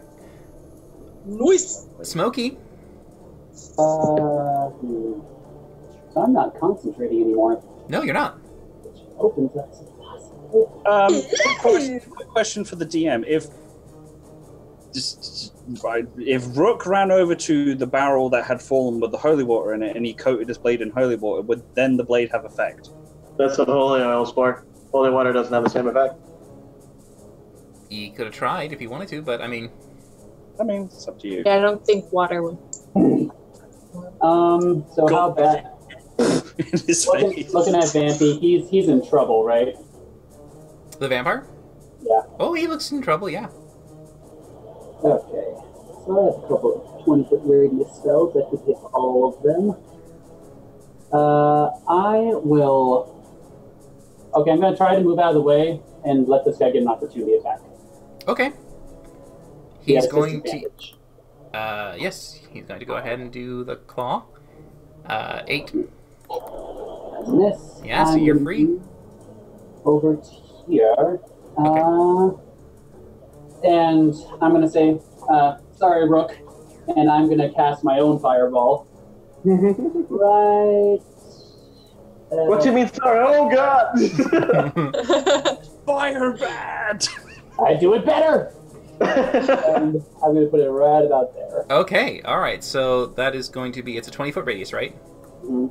Alright, so you just barely avoid your allies, Except but for you Rook. do hit everyone else, Except for Rook. including yourself. I hit myself? Yep. I aimed at, like... Well, right in line with the vampire. Yeah, when you so- aimed it right here, Can I make it like an intelligence check? Like, Silly cat. I mean, it's not gonna kill me. I mean, it won't kill you, no. But, I mean, yeah, so you make your own save at the very last second. Sure. Okay, that should be a 1 at this point. Yeah, but go ahead and roll your attack. Yeah, so that's gonna be a fireball. It's not an attack. It's Oh, sorry, saving throw. Yeah, roll for your damage, I meant. Rook, you save no damage to you whatsoever. 31 for everyone. He's probably gonna legendary save. Of Alright, course. 24, 19, And 19, Oh, I don't save. 18. Those are for the first 4 on the outer edge. What's your DC? 16. Alright, so they save. And the one closest to you does not save. And let's see if he needs to use legendary resistance. He does. He'll use his last one. And your damage was a total of 31. 31. Ooh, So, 31. 15. Alright, the one that was right next to you, that other vampire that was flanking you that missed, as you see it get caught, its entire frame just gets absorbed in fire as the silhouette of skull and shade just turns into ash. Okay, and then I have a little movement left. I'm gonna come right over here. Okay. Wow, guys. We're doing so well. I had to go and open my mouth. It's really you, Markesh, because you're not letting him leave. And plus it's sunlight. Yeah. Okay. That's my turn. Alright. At the end of your turn, he is And going free to... action. Do I have my backpack anymore, or did he take it away? Oh, no, your backpack was still on you. Yeah. He just pulled it out. Free object use. I put my book in my backpack and just like Store it. literally, I'm holding it. I will protect it with my vital organ. Sure, before sure, someone- yeah. Clutching it! You keep it within your, your grasp. Alright. Yeah. He will try on his thing. Varkesh. I need you to- Roll to see if you can... Actually, I just realized for the entire time I have been nerfing this vampire so much in a bad way. He's going to try and... Because he actually gets a +9 to his dex saving throws. Oh, well, I'm sorry, that's not... No, that's acrobatics. So no, never mind. We're fine. We're fine. We're fine. Go ahead. Roll your thing, Varkesh. 19. Alright, 19. He rolls a... No. Advantage.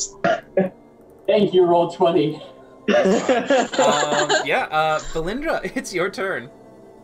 Okay, so I know that the Kinku the Kinku was fake tied, but did they have fake manacles as well? Like, do I see fake no, manacles? there were no laying- manacles. They were just fake Okay. roped on the edge. Well, then never mind. Never mind. I will just Eldritch Blast him. Okay, go ahead. Well, he's flanked, kind of. Straight rolls or disadvantage. He's not flanked, and it is with disadvantage because you are within 5 feet. Yeah, I know. I don't want to move and get hit though, because I'm still not. You know what? It's worth it. Sorry, ignore that. That was not. I am going to move 5 feet back so I can hit him without advantage. Okay. Disadvantage. He'd have to use his It's a light crossbow anyway. Yeah. Oh, he already used his reaction. No, he hasn't yet. No, he has not yet. Yeah, so he'll try. Nope. Ooh. No. Fucking not even worth it. 14 misses and 10. No, sadly. I mean, you try, but similar to Rook's predicament, you aim it Yeah. through, feeling like you get a sound hit, but it just goes through holes. He's got a lot of holes. Okay, It's I'm a very holy day here. I'm moving back in case he gets out and tries to. Sure. That's fine. And I chugged some cider of a very small bladder, so I'm gonna go to the bathroom again. I'll be right back. Okay, alright, that's fine. So, Valindra missing out on this one fun point. You see that he turns in his weakened state towards his spawn, going, "Cover me in shade!" As he does, you see them turn to the nearby crates, pulling them off. They start to wrench free some of the lids and sides of the boards, each one of them nearby, taking them and hauling them up, and they move with as much speed as they can towards him to cover him up with shade. Smokey, you get an opportunity attack. I'm not Warcaster, and I kind of gave away my dagger. So this is just going to be an unarmed strike. Alright, with the tabaxi, you've got claws. No, I don't. I took. Oh no, you really no. He doesn't have claws. So strength. It's just going to be a strength attack. So I'm proficient with unarmed strikes. So is everyone proficient with their unarmed strike? Or is Not everyone. Not everyone. Okay, so it's a D20 plus 1. Roll 1d20 plus 1. I'm punching something, Kayla. 15. Okay, I think that just hits. Yeah. Yeah, 2 it does. poison damage. Hit Toad. Yeah. 2 damage. Yeah. Okay, which is reduced to 1. Alright. But yeah, that's not fine. So you see Valindra as they rush towards this vampire, and you see them pulling out spare wood from the crates nearby, holding them up like planks to cast a shadow on top of him, blocking the direct sunlight that has been currently searing his flesh as they warp it over him. You see them take their stance of doing that. He then, in that form, immediately... Well, actually, they use their turn. They use their turn to hold it and keep it there. He just... uses his action to turn into mist. Since he leaves that shade, he's going to be... He's staying in the shade. He is in the shade, but he is mist, which means he's not grappled right now. Bad. Yeah? Does however mean you are indeed free to remove all of those Kinku's boards with fire. I'm planning to. But yeah, it is Varkesh's turn. However, they did run in, and they do take the 20 radiant from the sun. As well as Varkesh's Spirit Guardians. They do indeed. Varkesh, please roll for that. Yep. Speaking of, all their movement would have been double cost as soon as they got within 15 foot. Yes. So I don't think they even make... Well, they would have gotten close enough. Well, at least one would have been able to shade him, if not 2. Just need 1. Yeah. Because there is another... Actually, I think I overlapped one. Where did it go? The other one is in here. Oh, and Oh, there he is. I was like, Okay. So, yeah. All right. Ooh, okay. 14 damage. Not bad. They do make their wisdom save, I believe, for this. yeah. All right. So, these 4 with a nope. Nope. Nope. No. Oh, no. They take the full 34. wrath of your tiny golden whelps, these little spirit entities that continue to radiate across this area and just bite and slam into them. This radiant energy just searing across their skin. It is a constant ouch. Ooh, there. All right.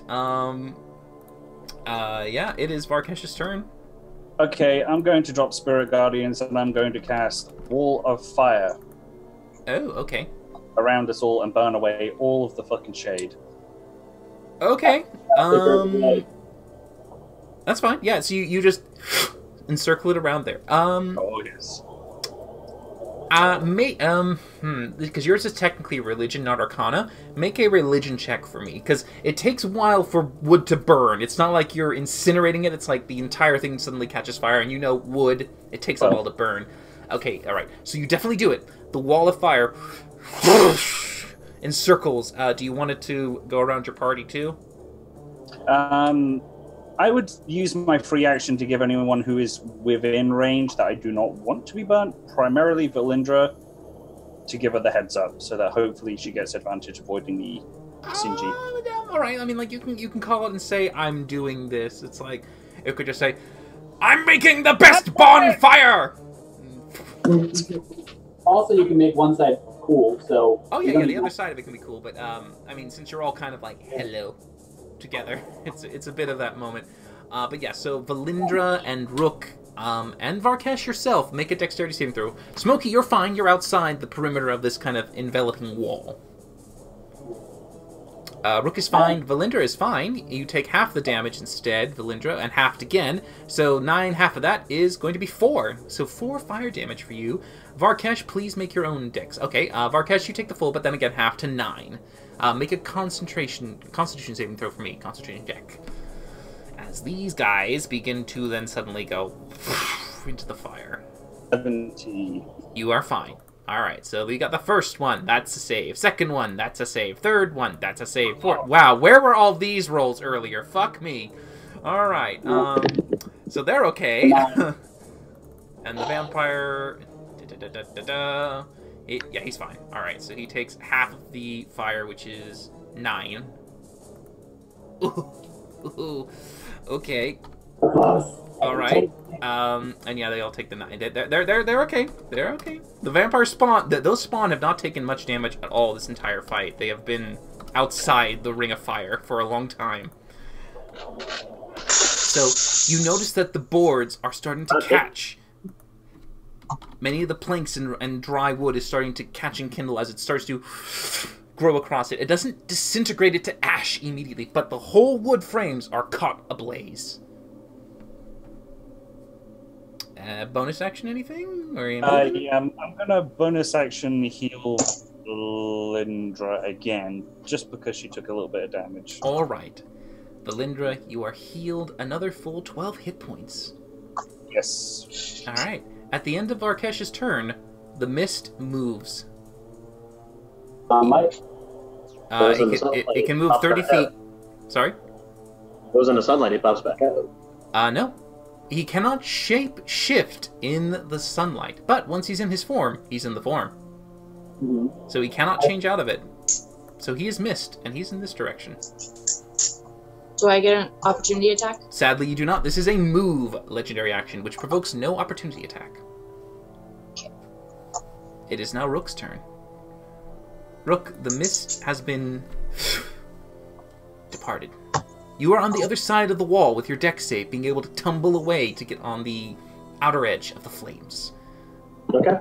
You can see the smoke leaving. It's kind of floating high up in the air right now. It's just like a diagonal 30 feet. Okay. Yeah, it's not really worth my time to do that.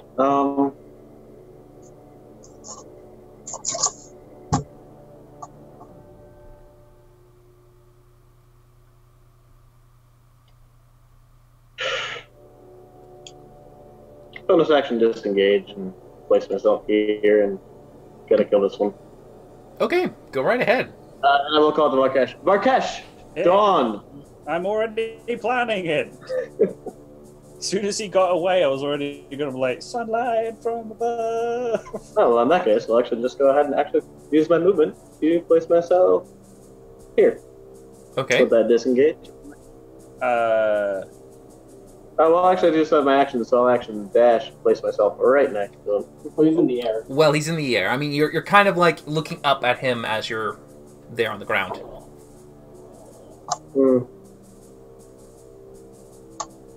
Fuck yeah. That's useless then. I'll place myself here and take an attack as I had initially stated. Okay. Alright, go ahead and roll for your attack with advantage. That will hit. 7. Alright. 8 plus... For 29 points of piercing damage, halved to 14. 14. Not bad, not bad. I mean, every bit gets to whittle away these creatures more, and every wound you see just basically bleeds off this ash. It's unable to regenerate, continually in the rays of the sun. That's it. Turn. Alright, at the end of your turn, he's going to move again. And he flies higher up. How high is the ceiling? What? Oh, please don't tell me he ends up fucking getting away after all of this. The As soon as ceiling you is go- about, anywhere between 80 to 100 feet. That's a really tall warehouse. Holy shit. Okay.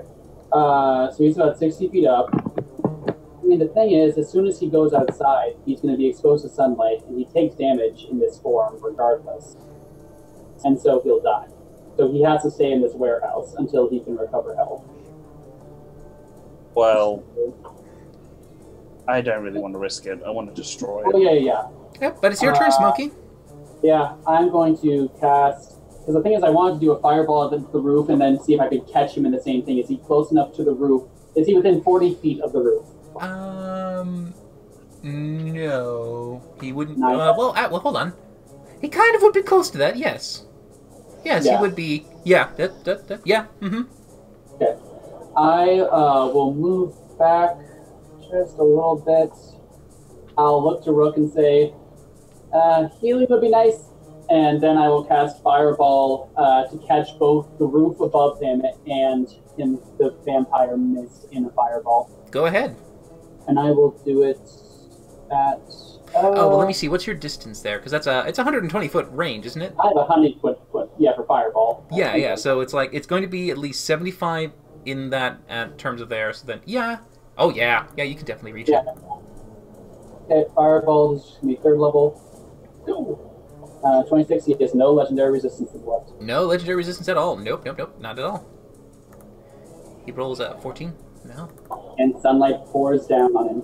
Yes, the sunlight, as you blow the hole in, the mist gets caught in the fire as the fireball starts to sizzle and burn the vapor that is his form. Hooray. Mm-hmm. And he is in sunlight. Oh, I thought you were getting... Oh, no, he's not dead yet. No, keep... Yes!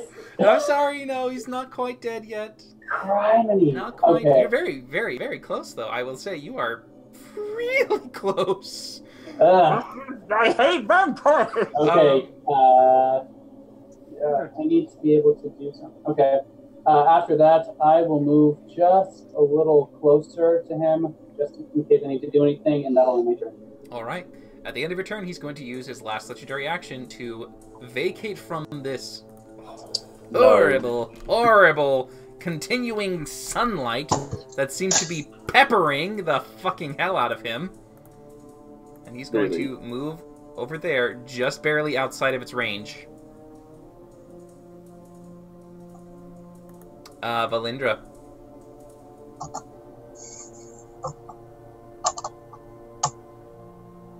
I'm going to Eldritch Blast him. Alright, Eldritch Blast the cloud.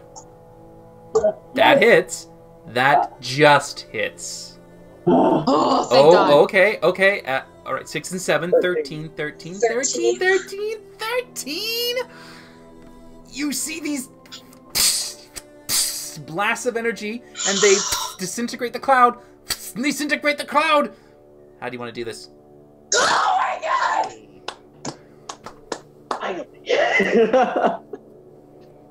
Nice Kayla job. for the win! Nice job.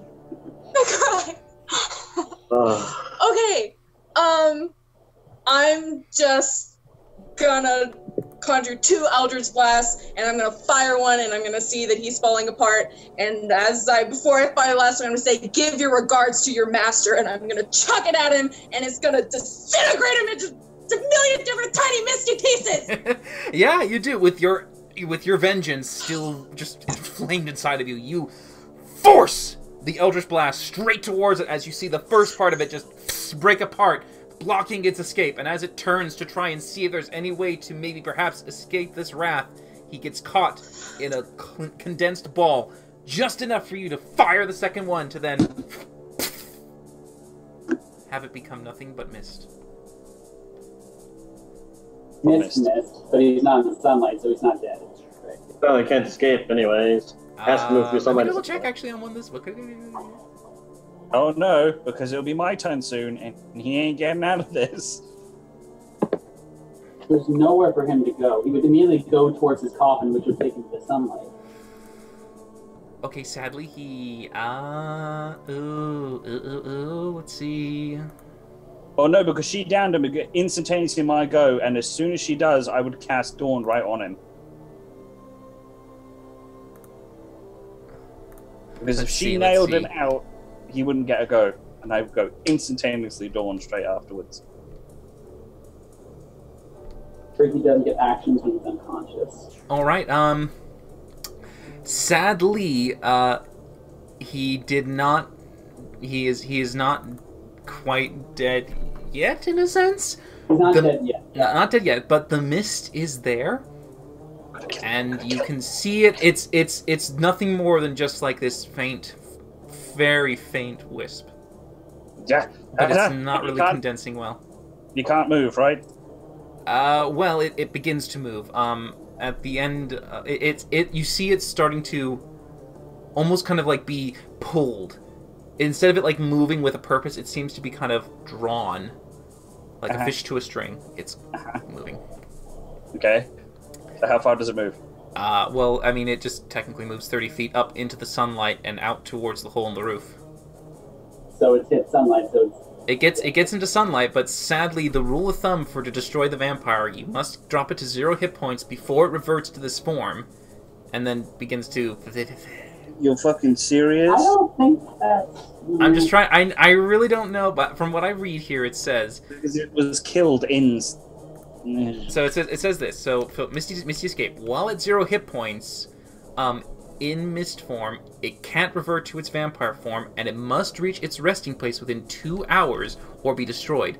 Once in its resting place, it reverts to the vampire, paralyzed for an hour to get a hit point back.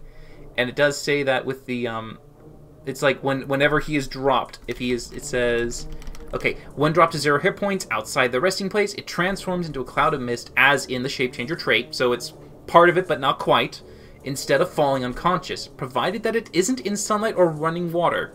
He was in the shade. If it can't transform, it is destroyed. Yeah, that's what the book says. Yeah. So sadly, it basically stays at 0 hit points even while it's in the sun and the sun is searing it. It is 0. The will of the vampire itself is very, very hard to kill. The spawn, that's another thing. But the vampire itself is hurting, and you know he's retreating, and you know it's got to be nearby. It doesn't get the speed, though. Okay. The speed, I assume, is 30 feet. It's a passive movement. Sure. Misty Escape, the mist form has a 20-foot move speed. Then it is a 20-foot movement. As it goes. Yeah, but the Kenku knew what their task was after that. Once the thing is gone, they look to their original task. They turn to see Smokey. And they bum rush the kitty. Disadvantage. They go around. I don't have a whole lot of help. Valindra and Varkesh, you both do get opportunity attacks. And they did move through fire, so... They did! So they do absolutely have to make a dex save to avoid the brunt of the fire. So and that was still next to this one as well. You were? Yeah. He was placed right here between me and Valindra. Good point. So you do get your reaction too. Okay, you can use a spell, Varkesh, if you wanted to. Well, they have to do the wolf. It's only 6 damage there. Alright. So no, not 8, come on. 22. And you get sneak attack, Rook. It's a new turn. No, I don't. It's not on my turn. It's only Oh on no, your it's turn. it's on each turn. Reaction It's on sneak a does turn. exist. Yeah, that's the thing. Yeah, Yeah. but I've already used it, and it hasn't come back around to me yet.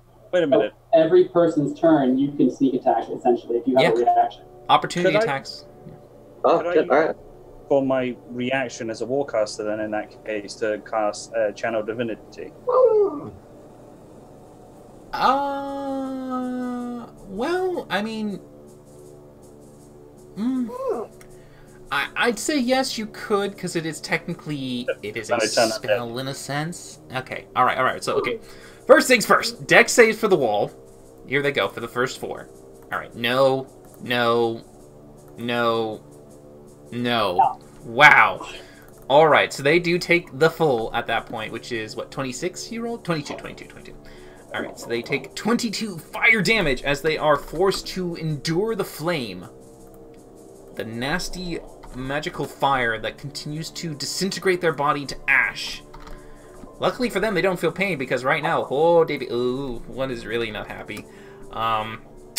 And then let's see. So you make your opportunity attack, Rook, with your sneak, which is a 24 plus, what was the original roll?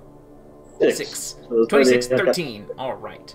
All right. It was, It was a 6 6 plus on the base. 24 is 30, so 50. Okay. So yeah, he does hurt. You're not dead yet. Valindra, you made your attack. It was like a 2 Eldritch 12 Blasts. The first one missing, the second one absolutely hitting, and you do 1 force damage. Yeehaw! All right. Yeah, every little bit counts. And Varkesh, you said you do a Sacred Flame, right? No, turn undead. Turn on, right. They make a Wisdom save. All right, so all 4. 13, no. 16, no. 19, yes. Okay, yes. All right. So Well, the, Go away. so the first 2, this one immediately runs all the way up. Instead, he just books it in fright as he turns and runs, because technically you are casting this, but they're all within range, so they're all seeing this happen. And this one also uses its turn to just get the hell away. The 2 that succeed do try to get Smokey. So, Smokey, you are covering the book, so I'd say you get advantage on this, because you really have a good defensive position. So they're going for the book. They are going for the book. So you use your acrobatics. Well, okay, so are you going to lift it up to make a ditty dodge, or are you just holding it tight? Oh, I'd be dodging. I know. Okay, all right, ditty dodge. All right, so you just make an acrobatics check. So I'll do. I assume they're using double attack. So here's the first one. All right, so the first one, he is Oh, going to... advantage. Sorry? Do I have advantage still, or is it just they have disadvantage? They have disadvantage being in the... Well, actually, do they get disadvantage for attacks? They have disadvantage for attacks and skill checks. It is for attacks as well? Yep, it is Yeah. attack roll. All right, yep. So, yeah, disadvantage on this one. So the first one with the 14, Come on. the natural one, no. That was scary. 19, 12, no. So the first one, yep, nothing at all whatsoever. The second one tries. Ooh, they might. They have a chance. Oh yes. The claw goes in and grips onto the invisible book. Now, so instead of the second acrobatics check, this is going to just be a contested strength check. So he's going to try to pull it away from you. So he does make a disadvantage. Yep, and strength for me is 16. Respectable, damn it. Yeah, that's fine. You are in this moment of like, mine, as you just keep it from being pulled from your grasp. Take that sun damage. And they do. As that happens, one of them immediately that tried to do it just like becomes nothing but a cloud. The other one, not quite a cloud yet. Okay. And that's the one who I assume has... That is the one that you still have like that. Of course. Yeah, the others are just fleeing away. It's Valindra's turn. Oh, no, I'm sorry. It's Varkesh's turn. Varkesh. At the end of my turn, I'm sending Winnie to follow the cloud. Okay. Winnie can't really fly, but He can't fly, but he's going to keep an eye on it and follow it from the ground. All right, so yeah, Winnie, you send Winnie off to try and not lose sight of it.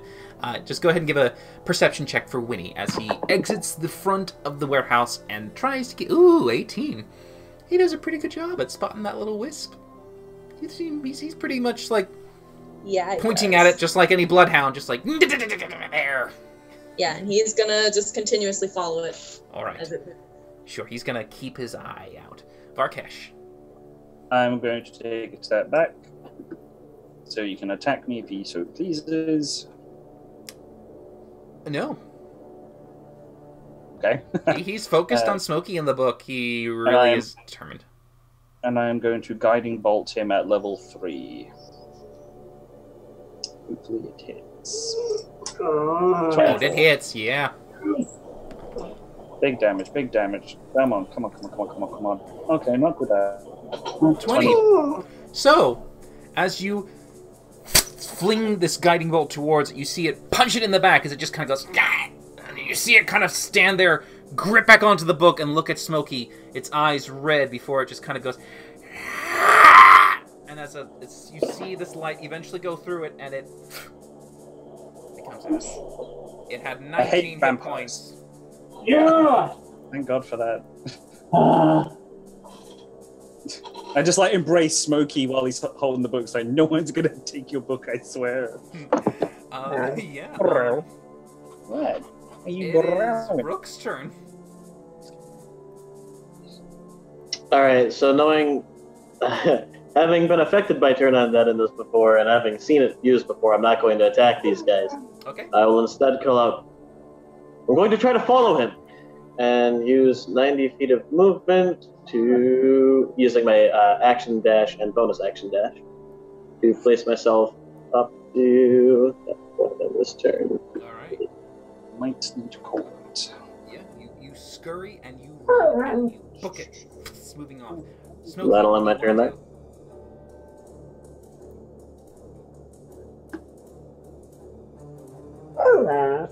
Hello. Sorry, I'm sorry. I know, Bubba. I know you want Toadette. I know. What do you want, Smokey? What do you want to do? I am going to take Dash's form. Okay. I'm tired of this bullshit. And I'm going to follow him from the air. Okay, as you begin to drift up and away in that direction, Valindra. Yeah, and I'm following from the air, and I'm taking my book, and I'm gassed. Yes. I think that everybody has the right idea, and I'm going to move.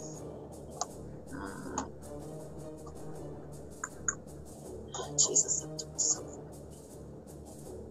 Let's see, I can move 35, so I can move to there. So I'm just gonna dash. Okay. Try to As you run get out- outside so I can follow the smoke. Yeah, you keep going and you run. Varkesh, what do you want to do? They're running into the corners, into the dark corners. Just like. Calling back, grab a stick! I will grab a piece of wood from surrounding crates. I really want to deal with this vampire spawn, but it's already gone well over our fucking mark. You can still try to do stuff to them because they're running away at this point, but they're in a corner. So. I say I'm just gonna grab some wood and then just book it after everyone else, and we'll just go after the big bad. All right, leaving the two spawn to huddle into the dark corners of the warehouse, trying their best not to die, and fearful of your presence. The three of you emerge from the doorway, looking up and seeing Winnie pointing at a puff of smoke in a direction. As you keep your eyes peeled for it, you begin to try and race through the streets, running across the mazework of the city to keep yourselves ahead and not lose sight of it, as you see Smokey eventually drifting up and getting an aerial view and looking for it as you begin to pursue the vampire in his final form. And that's what we'll call it for tonight as you chase him down. Next week we will see how well you can keep up and find where he is hiding. But good job, everybody. We'll have a fourth encounter. Well, you definitely kept him restrained in there for a very long time. Yes, I did. Sunlight and running water. Yeah, it was a pain. I'm hungry, guys. You definitely did good, everyone. Great job. I would say a success all around, a victory. And for those of you who watched, thank you for enduring this entire battle with us. This was a quite intense and long one, but I hope it was worth it for all of you. And for all of you who have seen here before, we are streaming every Sunday at 6:30 p.m. Pacific Standard Time, and we also have another stream on Tuesdays, again, 6:30 p.m. Pacific Standard Time. And of course, please share, love, subscribe, follow, do all those lovely things. We appreciate all of your support.